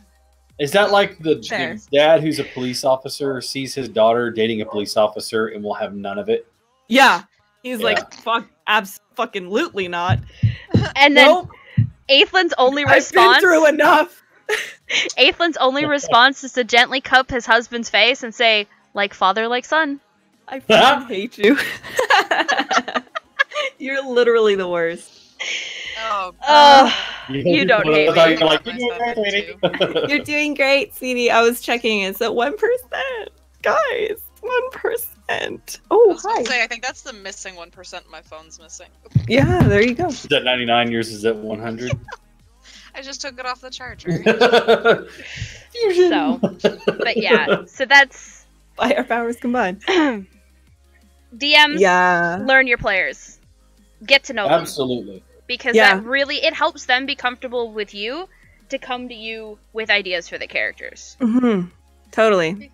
I mean, you say Not I to like being a mention- shit disturber. I realize Eden's not even a shit disturber in the slightest. Oh, I absolutely wasn't referring to Eden. I know, but still. I will, to that degree, I will say that on Wednesday night, I had 2 new people join us. I didn't know anything about them. Pelka and V. Both I friends of knew mine. Both friends of Maddie. But I know Maddie, so I can trust Maddie. I gave those two, other than a little bit of a not really even a backstory, but like this character flaw, let's say, that I gave them, and I gave everybody. Except Jack. Except poor Jack! Who had absolutely no direction! No, Jack has a character flaw as well. You a bobby pin? Yes, I did. I told V and Pelka, and actually I told all of them. Yeah, we all got messages. I just don't employ anything ever. Play who you want to be. Jodie Foster. But like with anxiety. That is definitely you. Jodie Foster with anxiety. Kalinara Morrison. Say again. Kalinara Morrison, who plays, or who I play, with a medical degree, who fell in love with Quentin's older brother. They were almost to be married. That didn't work out. Rip. Well, no, because, Quentin's father decided to try and make it more of an obligation for Judas to marry Nara, and, they decided to call it off. His name was Judas. Did you really want to marry Yeah, him? I was about to say, I was like, that's your first mistake. I was almost playing Judas, but then I got Navigator, and I was like, I'm gonna make baby boy Quentin here. V and I had talked about it, because we wanted our characters intertwined to begin with. Well, it's just because I didn't know the group, and I was like, I don't know how I'm gonna do here. Yeah. Well, that was I'm kind a of horrible individual. You should never have played with him. I know. I originally had wanted the Marine. I really wanted the Marine Of because course you did, because it's like your fucking personality. I wanted the Marine because I was going to make the most obnoxious dude bro ever. Lady A friend. real Chad. Like a real Chad. A real chat Okay. lady. I'm going to ask here. All right, since I've got the three of you, and the other three are doing whatever. Unless napping. Jason, if you're watching still in the chat, Captain Paragon, if you could choose one other character from the Traveler, from the Alone in the Void, who would you have chosen to play? It doesn't have to be the character that they're playing, but like, what role would you have played if you did not play the one that you're playing now? Medical officer. The Marine. Officer, Marine. Oh god. My original idea was to be the science officer, I guess. Yeah. That's who Okay. I had initially made. I dig it. There was because we had the little topic earlier. I'd like to have seen what happened with the science officer. I I think that would know. have been interesting to see. Because there's such a huge science buff. Like, I Like, didn't realize that they were. almost like worse than me, actually, and I'm a pretty good science. Yeah, I didn't realize that they were like that hard in the science. And then they just like listen to them go on and on and on. And this is Like Atlas I'm and I can have learning. whole conversations about pushing photons together hard enough to make physical objects appear, which is done in Mhm. 2013. Just That's there you go. Crystals were made out of light particles pushed together hard enough that they actually formed mass. That's metal. You've been educated. Welcome. You're welcome for that. You're welcome for this This little is just the lesson. quality content that we provide. Well, You I know. just want to make a character that's like an obnoxious herbalist, and just is like almost as bad as like one of those pyramid scheme people trying to sell You're their own selling, vitamin. like you're selling Herbalife. Yeah. Yeah. Have you tried my new elixir? It's called Phoenix Feather, because it just makes you reborn. You just wake up in the morning and you're just been reborn. Ready It's to filled go. with wolfberry puree, and I'm calling out a specific company right now.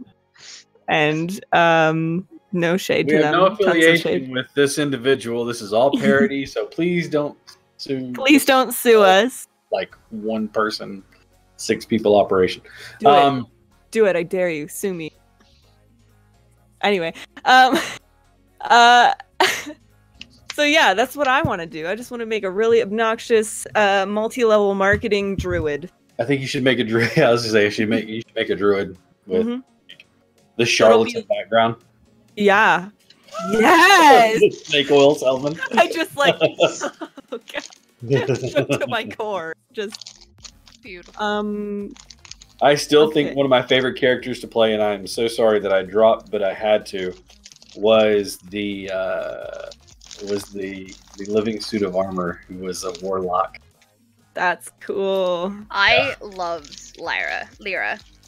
Yeah, Lyra was a lot of fun to play. She was, her patron was the Celestial, so she had died in an exploration. She was a sage background, and one of them was, while most people come running and screaming from a demon, I stand there long enough to draw out and label anatomy. So her exploratory group had went into Mithranor, like one of my favorite places in all of Faerun. And while there, they unearthed something that they should have killed everybody in the party. And before she died, she begged for her life. And the Celestial patron heard her and restored her to life.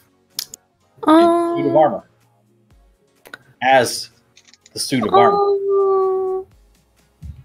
Which I thought was really cool because there was quite a few people in the campaign that played Warframe. She had a mask that was made of, I think we finally decided on porcelain, but with like the inlaid and filigree work all around it. Yep. It's a beautiful mask. And her hood was always pulled up. You couldn't really see anything behind the mask, except for every once in a while the eyes would flare up with light, like when she was casting a spell. Cool. Her gloves were completely etched with beautiful lined work, embossed leather work, and wherever there would be a joint piece, like at the arms, it was wrapped in cloth so that it was all hidden. Saved the bard's life because there was a fire going on, and you have an effect called empty or hollow inside, and it allows you to put people in your suit of armor. And if they're conscious, you can make a decision whose strength to use and things like that. Ooh. If they're unconscious, it's just you, but you can move too. So the unconscious bard went into the armor. I ran him out of the room, onto the bed. The only person that saw was the cleric of the grave domain, who was like, What the fuck? ask questions later, put inside now. Yeah. Oh my gosh. Yeah, that was they Some- were fighting Ezek. Jack. Remember that guy who was obsessed with Arena? With all the dolls from Curse of Strahd? Ugh. Ugh. That's fucking creepy. Oh, if you knew the backstory behind it, it got even creepier. Oh. It was a creep factor because he was possessed, but when you learn the true story behind it, it gets even creepier. It's worse. Game of Thrones, 2 blonde-haired Lannisters creepy. Oh no. Oh no. Yeah. Mm. Yeah, it was creepy. Mm-mm. So Mm-mm. V, Well written. Creepy. since you're Yeah, new, V, we haven't let's heard put too you on much the from spot. you. Touch me. I'm quiet. What if you had to pick a character out of all the characters you're currently playing or have played before? Fuck. Who is your favorite? Ah, fuck. Is that a character you have? Ow, fuck. Fuck. Oh, that'd be Quentin, if anything. Oh my gosh. I love Eden and his like group dynamic, but like I have so many.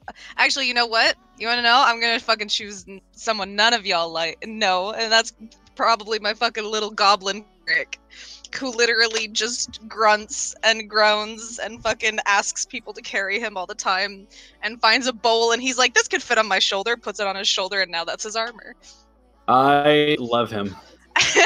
His name is Grimly Below. He dreams of the ocean, but he can't swim. I want to come in a campaign with Grimly Below.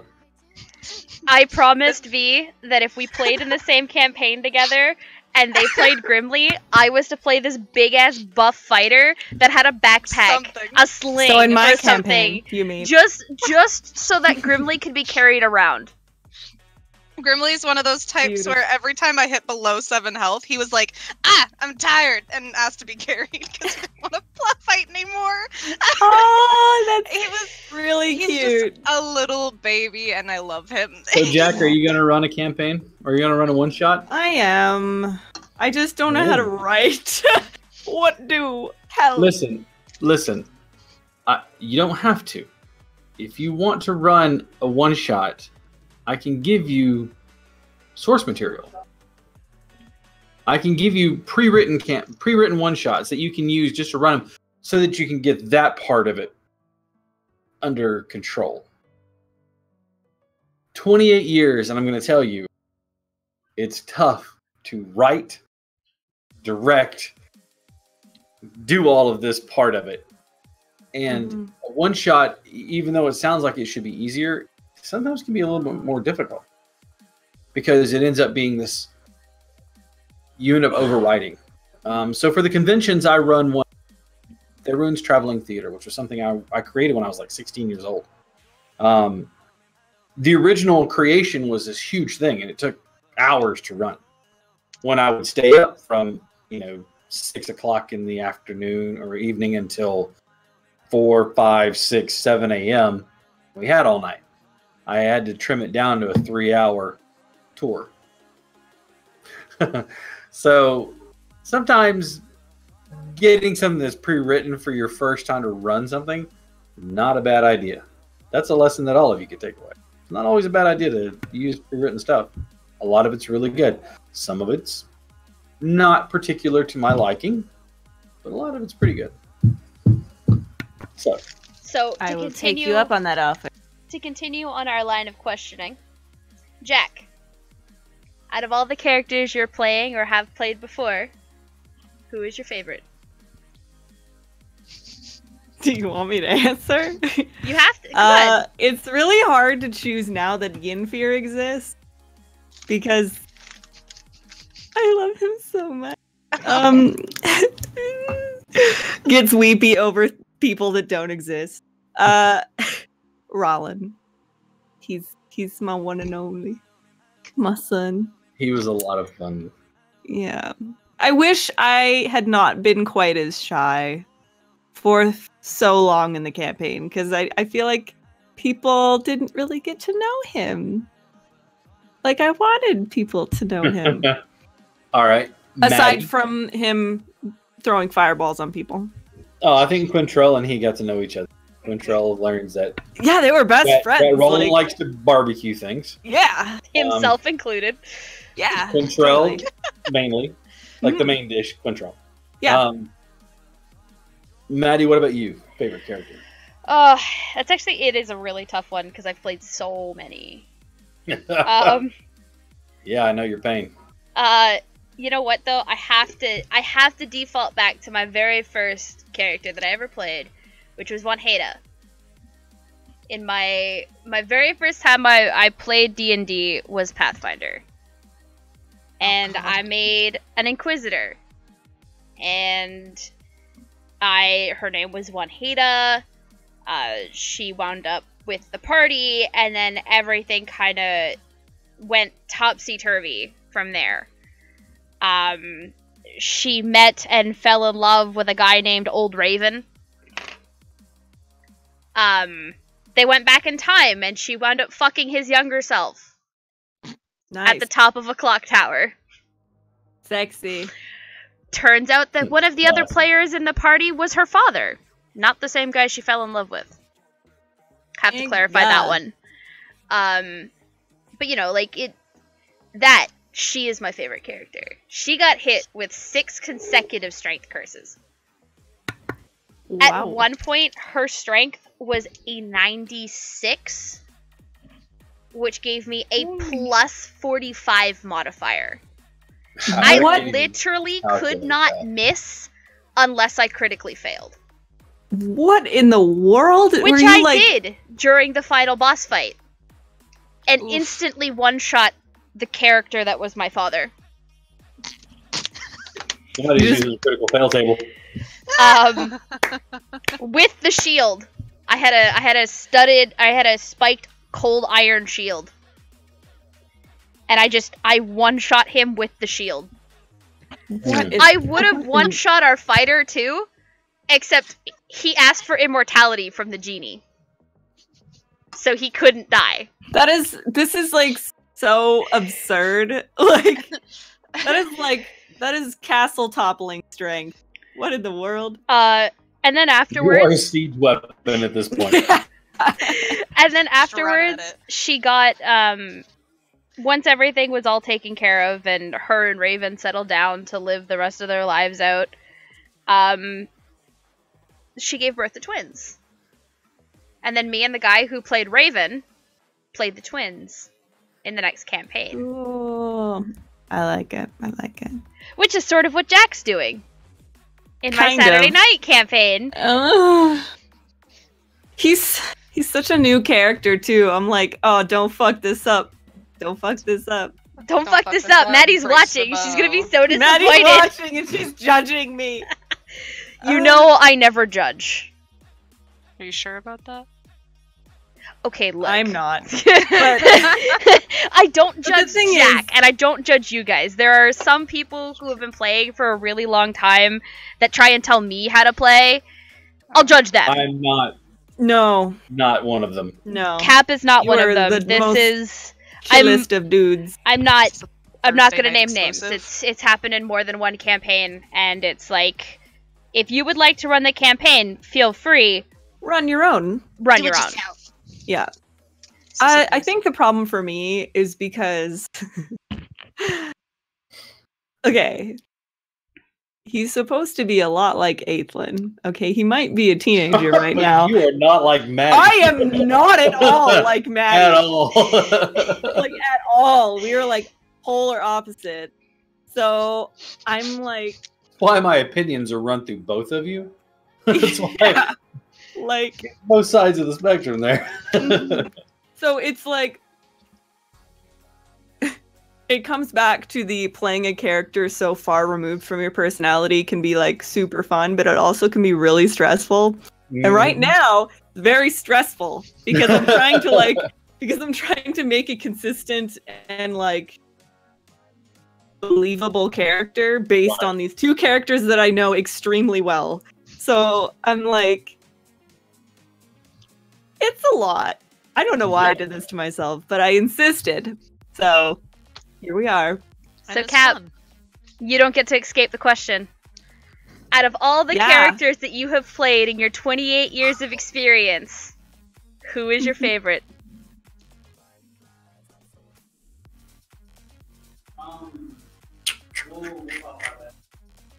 You didn't think I was gonna let you escape that, did you? No, I know, and I've been over here racking my brain trying to figure out who in the 28 years that I'm playing was one of my most favorites, and it's really hard for me to answer that question. It's based on the game. I have some that I've loved in some games, some that I've loved in others. I would have to say though, overall, would be the mage that broke my DM, and basically the reason that he told me I could no longer play mages in any of his campaigns. Isn't that the one where you turned the rock into the weight of a feather and then used gust of wind and flew Yeah. him off the side of a cliff? Blew him into the side of a cliff, which caused damage from the gust of wind as well as damage from hitting the rocks. That would be him. Yep, that's the mage. Gosh, what was his name?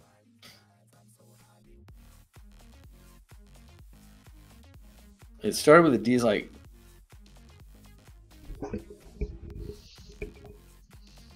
I'm gonna try to think now. It's Dater.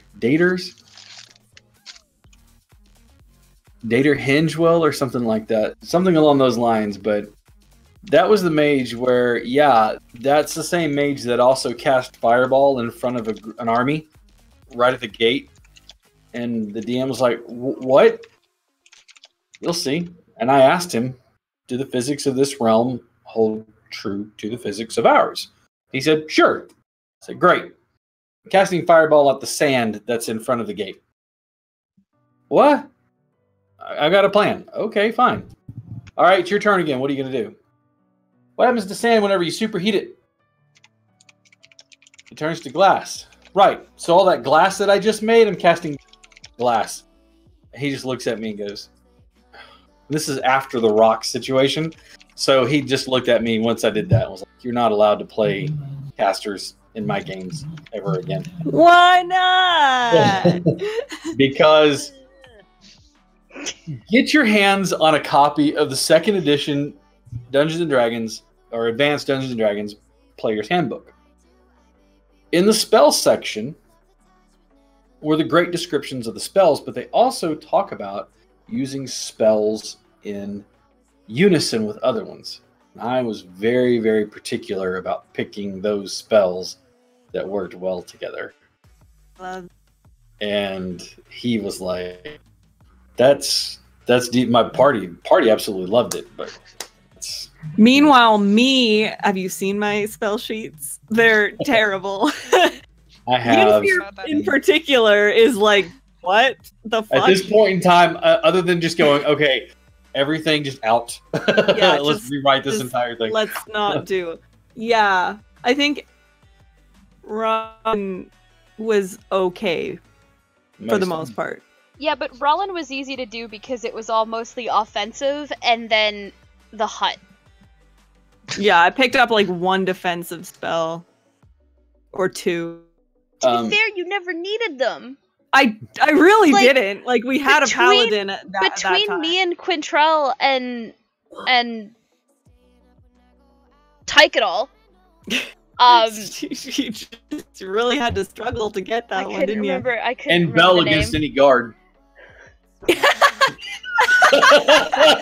I love Bell so much. Oh god, the love of my life. Atlas casted Guiding Bolt against a guard, and Nat 20'd.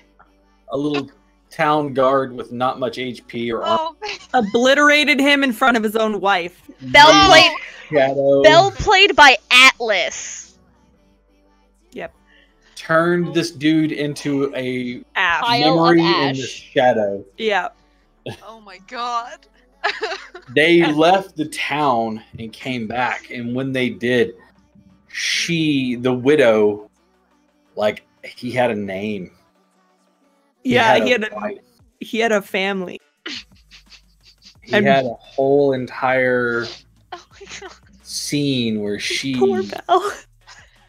Like she railed against Atlas. She was like yelling at him or yelling at Bell and just going off on how dare you do this? You're a monster. You call Strahd a monster. Strahd's never killed any of the guards. Broke Bell completely. Like went off to the point where Bell, if it was against a humanoid creature, Bell had to actually roll a wisdom saving throw to see if she froze up casting Guiding Bolt. Mm-hmm. She had some mad PTSD after that. And I'm going to tell you right now that everything that, for the most part, a lot of what happened was because Bella and I talked behind the scenes on everything happening. DMs, talk to your players, come up with interesting things that aren't necessarily part of the story, but are in the campaign. Yeah, ain't that right, V? DM your players and just ask, like, is there anything cool about your character that you want me to write in or whatever? Such as, you want me to incorporate? Right, such as, hey, let's have neat little things that your characters may do that are innocuous. They don't really matter much. Like, the captain is really good at little puzzle games. Puzzles. She's a Professor Layton professional. Or the navigation officer who can just snap apples in half with his bare hands. Yeah. Just my boy. But can only do it when Nara is singing at it. Yeah, of course. You gotta get the singing power. Nara, who has her entire staff singing show tunes. Mm-hmm. Because it passes the time. Also, another thing for DMs, don't make everything about the campaign. Sometimes you need episodes where all you do as a party is sit around, drink, and play Fuck, Marry, Kill. That was a good episode. I had a really good time. That was funny. It's fun to lead off an hour of an episode talking about the bar that they walk into where there is a swing band playing music. That was such a good episode. I loved last week. I finally got to perform. I've been a bard this long, and like, Yeah. at last my moment has come. Do you remember? You got do you to remember what perform. You got to perform, and you were actually here because there was a week that you weren't here, and we had you Right. performing at the I inn was dancing with that on tables and super stuff. racist innkeeper. Right. Yeah. Do you remember the name of the band? Oh shit. Fuck. Shit! I didn't know there was gonna be a quiz. Shit. The Opens roll 20, War- quickly goes and checks notes. what do they got? The wharf rat. Are they the Wharf Rat band? 3 words. Pack, something No. like that. No. What are they? A type of dance. Wharf rat.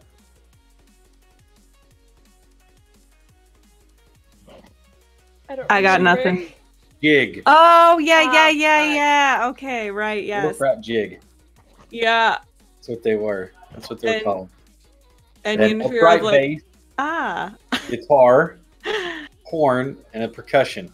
Do you remember what the percussionist? The It's like they went into percussionist was great an details orc. about it. He was a Right. full orc.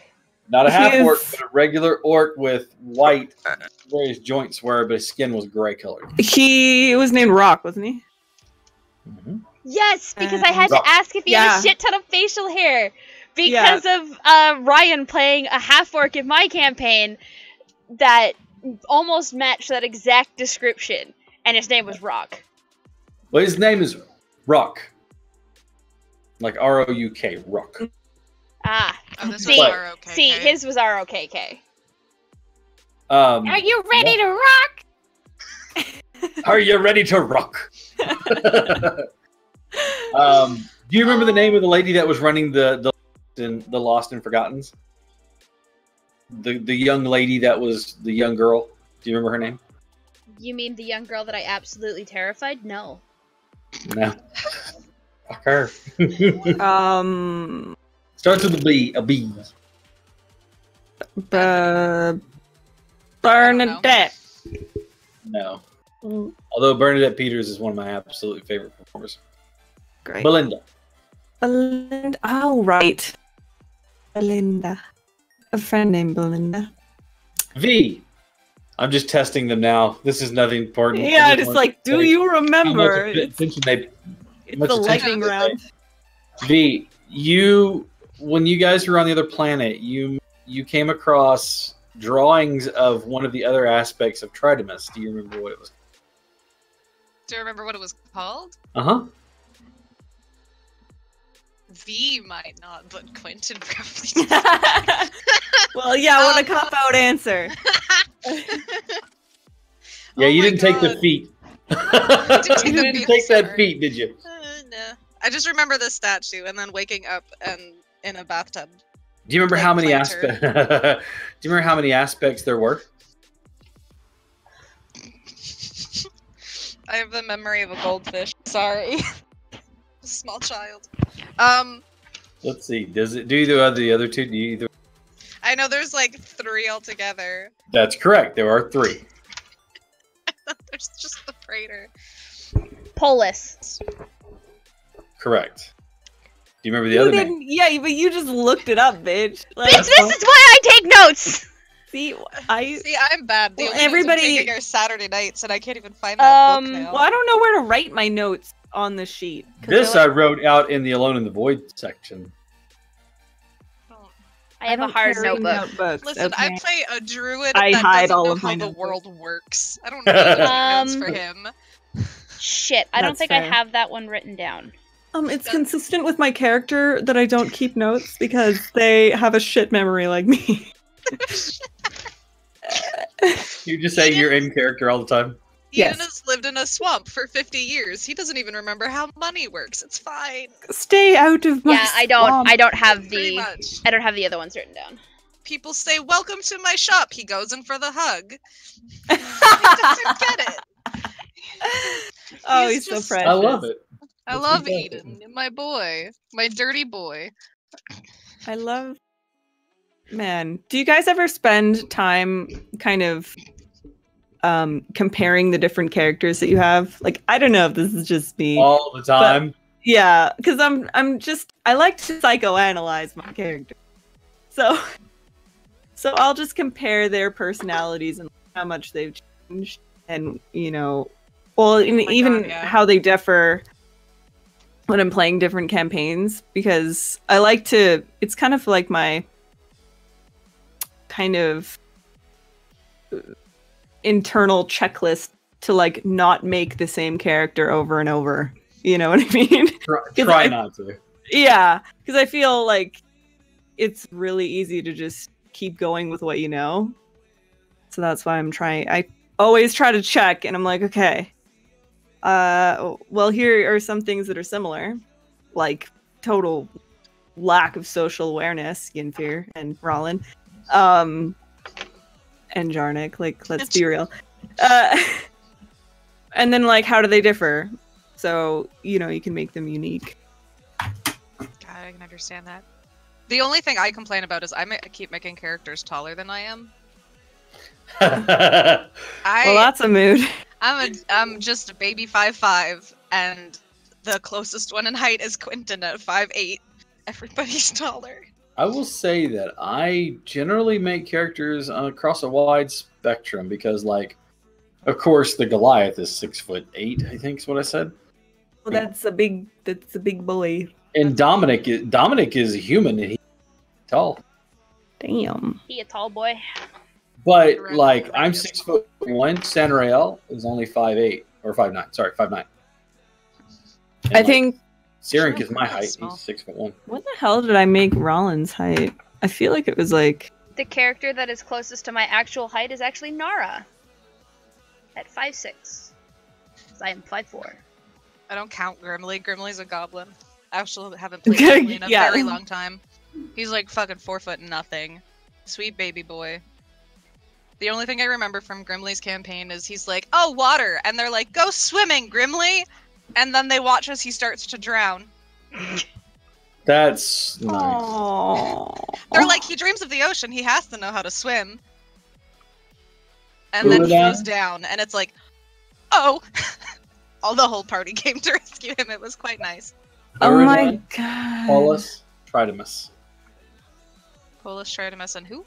Uradan, Uridan. See this? Uradan, Paulus, and Tridemus. And you have not come across Uradan. You don't know anything. honestly. Holy! I completely forgot that I made Rollin 6'4". That's tall. Oh boy. Aethlin was 5'11". It's a cute height. A little baby height difference. Oh, baby. Aethlin was Baby the had top. baby. I just blacked out for a second. Like, With your eyes open. like you just have no filter God. at all. She really doesn't. I mean, Like- I've really got to start Doesn't. vetting what you She say. doesn't. Can we put just you on like a 3-second delay? Just you. Everybody else is okay. God, I'm so sweaty now. I'm so embarrassed. Shut up. Get a filter, bitch. Why- Damn, you can buy them at No. Walmart. Lysander Firewind, who was an elf who was world famous, or at least he always thought he was, he would say, of course, certainly you've heard of me. I'm the world famous Lysander Firewind. No? Oh, you're from a very small place then, obviously. No culture. That's how I pictured Aurelia at the beginning when she's just like throwing her last name around, like, yeah, this is Silverwood family. Like, no. No, she's just like, Lysander was always I don't fun to read. play just simply for the fact that he was outrageous in everything that he did. And of course, he was a bard.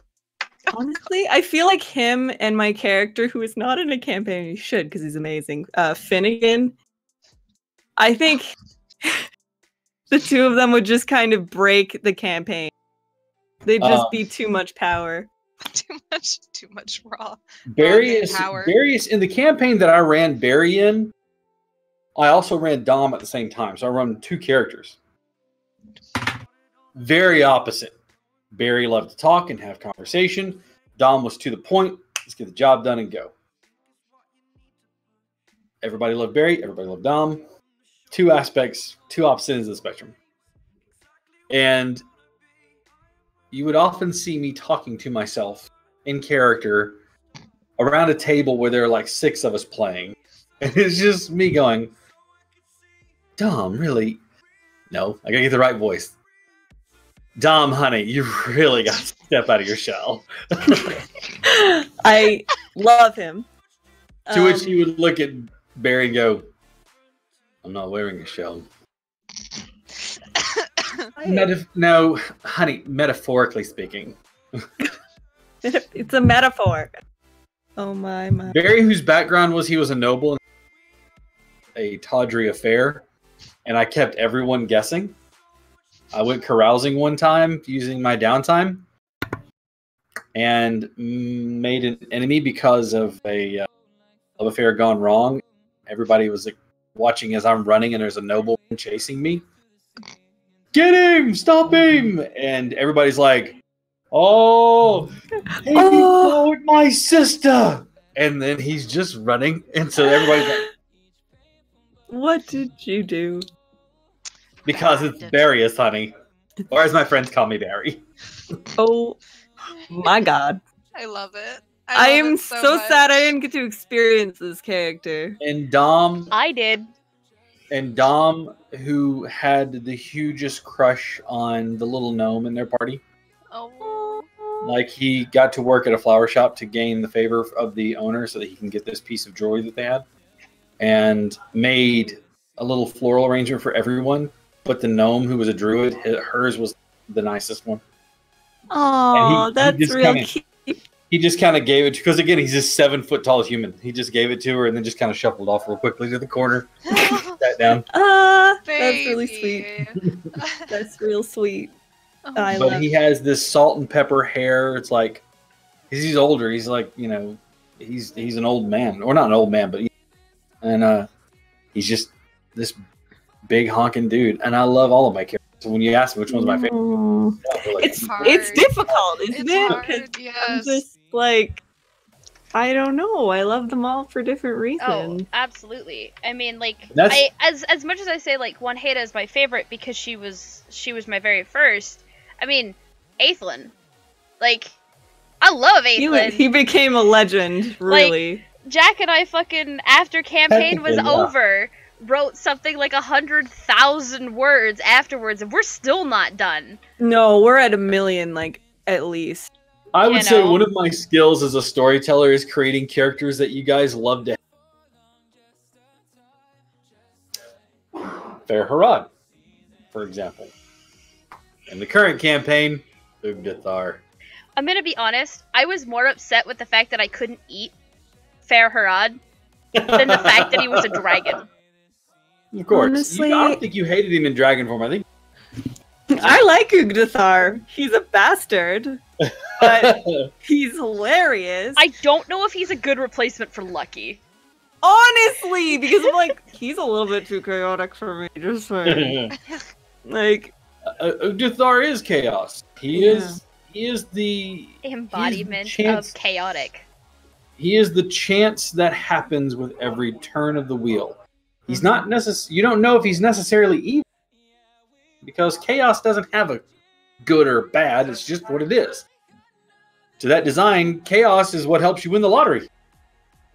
true. But it's also what makes the storm strike and make you leave your house. Else. Mm-hmm. Mayhem and chaos are hand in hand. And Ugdathar is the example. But what's more important, though, is Ugdathar wasn't the evil that was mentioned in the text that you. Yeah.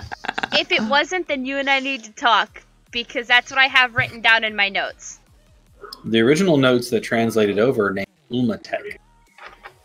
Again, if it's not, you and I need to have a talk after, because my notes say Ugdathar, and this was from Callista's tiefling background.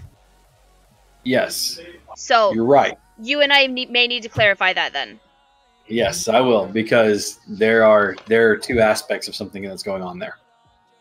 Like I said, the only Mhm. one that knows the true what's going on is Ryan, because He's part of it. he took the dark place. Num num num.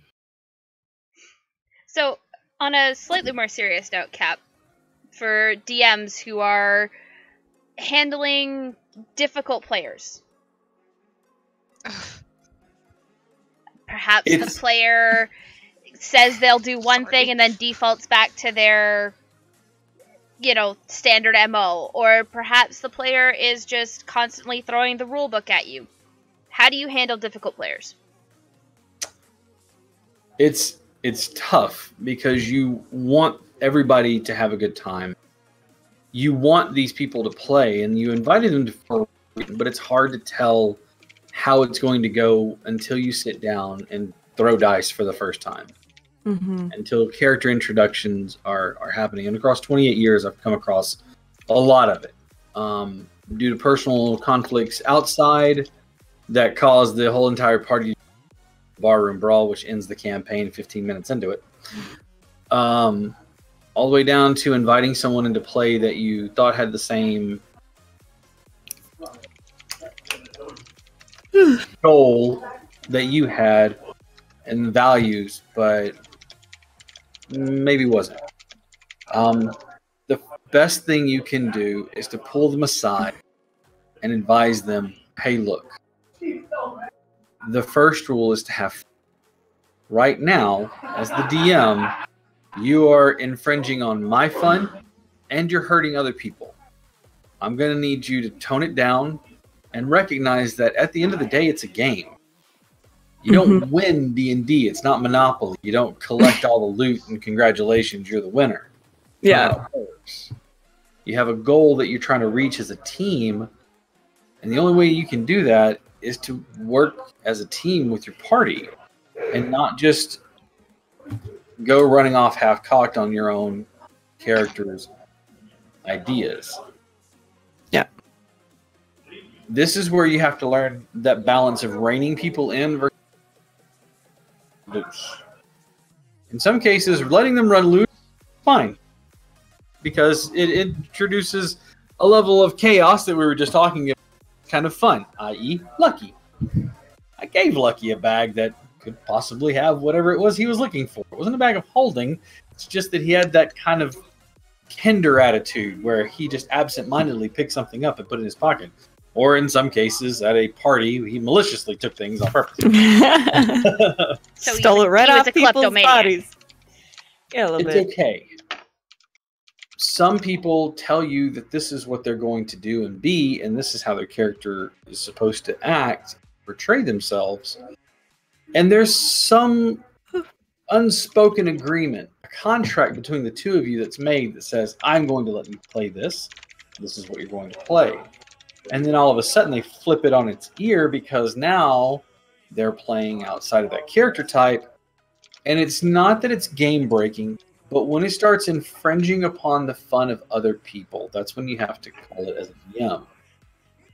Your type of fun isn't wrong, but whenever you start hurting other people's fun, that's a problem. Yeah. Especially if it's going to flare up and cause unrest at the table. Who do you side with? You have to look at the individual and see how they affect everyone differently, because they will affect everyone differently. And especially if they come to you because you're going to lose people at the table that are good players or even new players because of the antics of a few that one or two that they can't help themselves. They are this way. It would be better for you to keep a new player, fresh player, and let another player go. If you have someone who's argumentative and starts going against you to the point where it undermines the campaign, grinding halt. No one's having fun listening to the two of you bicker back and forth. Mm-hmm. Let it go. Tell them, DM's rules, this is what it stands. If you have a problem with it, let's take it up afterwards. But for now, let's continue the campaign. It is okay to have people step away. I've done it numerous amount of times. I think you're a good person, but you are hurting other people at the table with your antics. We don't need it. It's not conducive to the well-being of everyone else. With that in mind, I'm going to ask you to step away from the table. Thank you very much. Good luck in future endeavors. And have a good one. It doesn't have to be some long, drawn-out thing. They'll want to make it that way sometimes. Don't. So listen, I know you're going to have a lot to say. Made a decision. This is going to sound very totalitarian, but I made this decision for the good of everyone else at the table. I'm asking you to leave. Mm-hmm. It's okay. You don't have to yell. It doesn't have to be a big thing. You don't have to tell anybody else if they say, hey, so go. You say, we had a parting of ways. Mm-hmm. I hope they find a table and a group of people that fit their play style. I wish them all the best. And that's it. That's all it has to be. It's hard. Not everybody, as much as I love Jack, I don't see her being as upfront as I am because, again, I had a lot more experience dealing with a bunch of different players. It would be really hard for me, I think.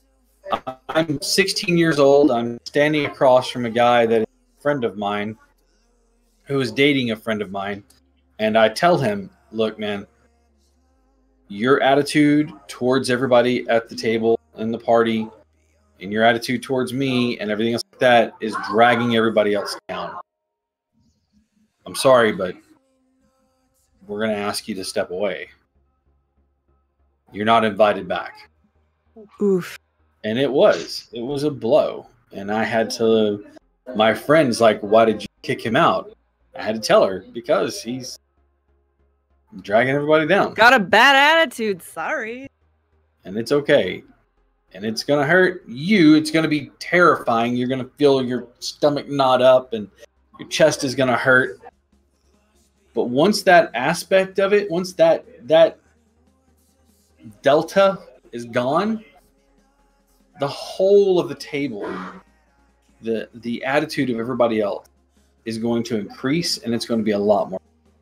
Mm-hmm. And it's okay. Especially if you have them embroiled in pains and you ask them to step away from all of them. Yeah. I have nothing against the individual, but their playstyle is not conducive to the rest of the table. You're bringing everybody down. I appreciate you, but I'm going to ask that you leave. Well, yes, because sometimes you have personality conflicts and it's just like no amount of finagling and, you know, communicating and what have you is going to make fun for everyone involved. Sometimes you just don't mesh with people and it's not personal. And keep in mind, it doesn't matter how good of a DM you are, how amazing of a storyteller, world builder, or any of that. If you don't have these guys, it doesn't matter. You need your players. You need them to help you tell that story because it's their story, like Maddie said. That's what's important. And I think the other side of that for players who are watching, if you run into a DM that is just god awful, and I mean like they're being super controlling about the story, or the campaign's not even starting and they're just being really controlling about exactly what you need to do, you don't have to play. You're not required. You are not required to play. You can walk away. You can find a different DM. You find a professional DM. Yeah. You know? There are other options. Don't think that just because this is the first DM that you found in a while, that is an acceptable way to behave. Because it's not. It's not. It's never. You know? It's just like a relationship.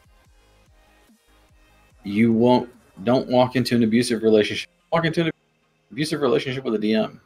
You're there to have fun. As soon as you're not having fun, leave. It ain't worth it. Find somebody else. Run!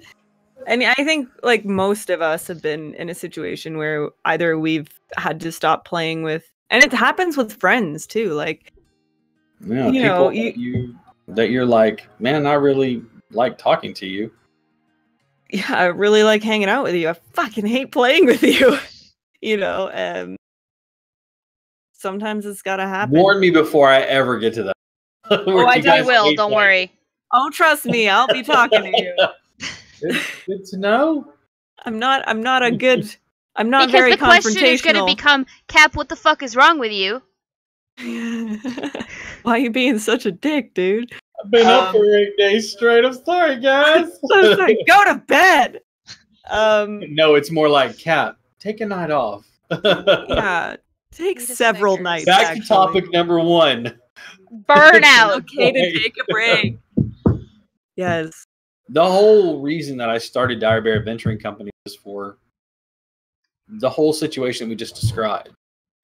I've had a group that we were running through a campaign and our DM quit for whatever reason, or they flaked out, or family they changed jobs, they moved. We Mhm. can't seem to get together, or I want to start a campaign, I can't find a DM, or I've been DMing for years and I want to take a break.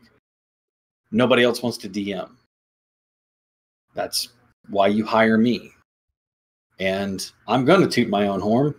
Worth it. Cute. I'm worth it. I don't work for Lucky Dice, and I wasn't picked up as their in-house GM, and I don't have a nearly full table here every Friday night because I look this handsome. It ain't just the good looks. It's not just the money maker. It's because I engage them and I keep them entertained. And that's what it's all about. You're an entertainer. Tell a story, but make sure it's theirs and have a good time with it.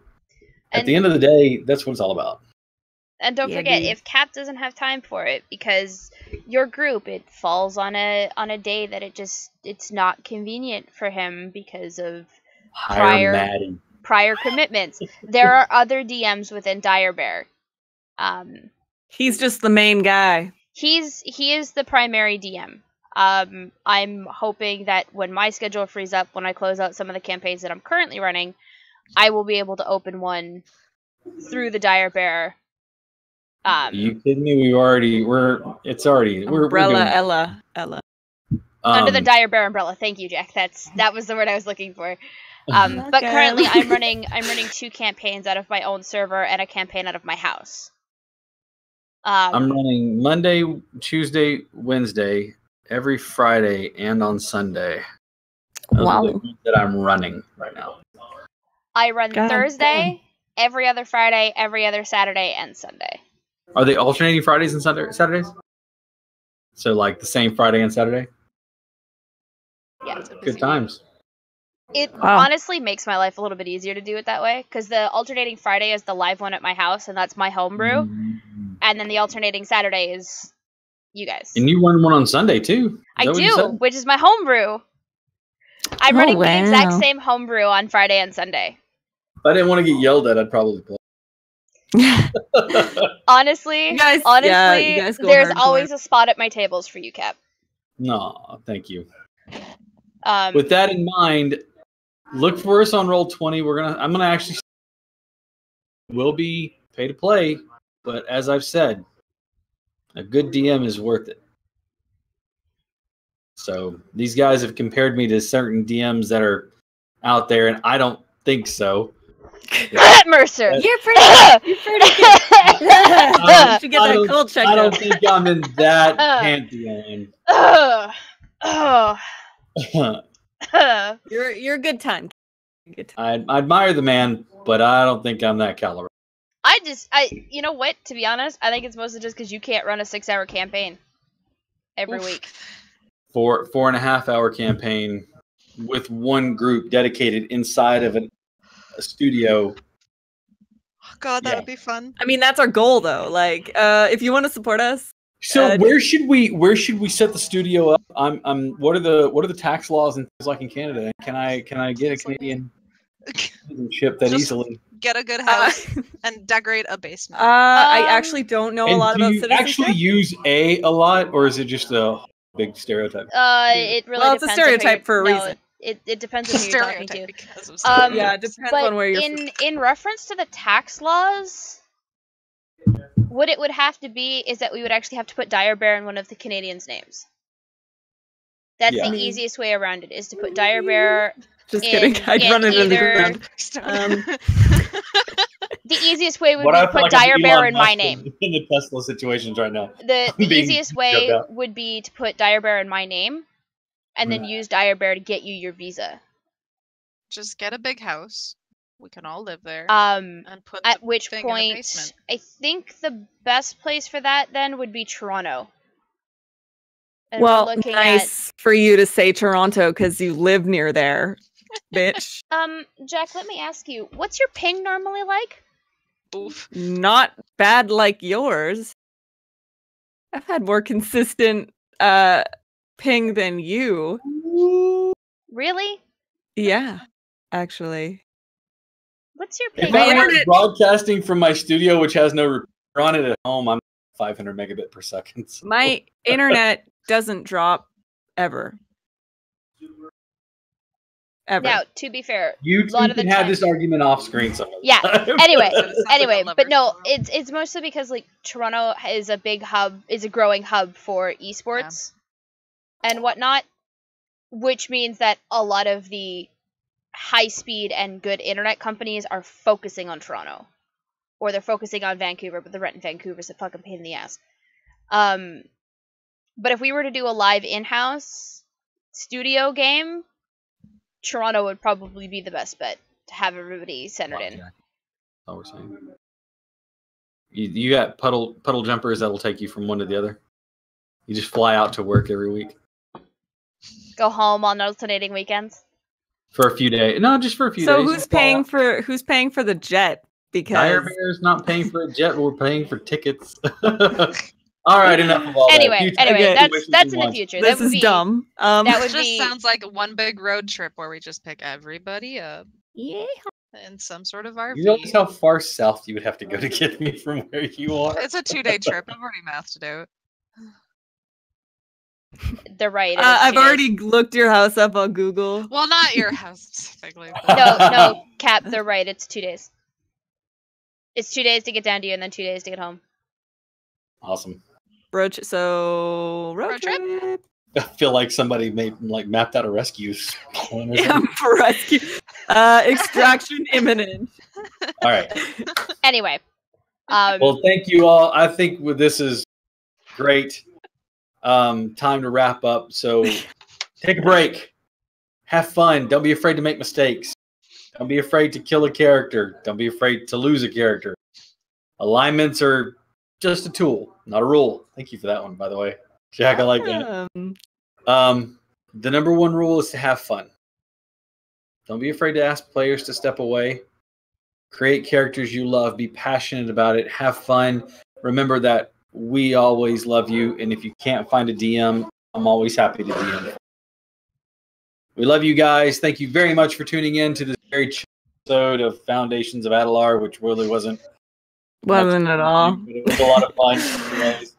Thank you, V, who is in our Alone in the Void. We will be back on Wednesday with Alone in the Void, where I will torture these three individuals a bit more. Quentin's Um, already in torture, so it's okay. Yeah, it's just a constant state of him. He's just like that little nervous chihuahua, always just kind of shaking. Like I said earlier, about guinea pigs. Easily frightened. Noise. Much like a guinea pig, easily frightened. Thank you all for tuning in tonight. We love you. We'll see you again on Wednesday or next Monday. We will actually be having an episode of Foundations of Adelar. All of our players have returned. Anyways, take care, guys. We love you. Good night.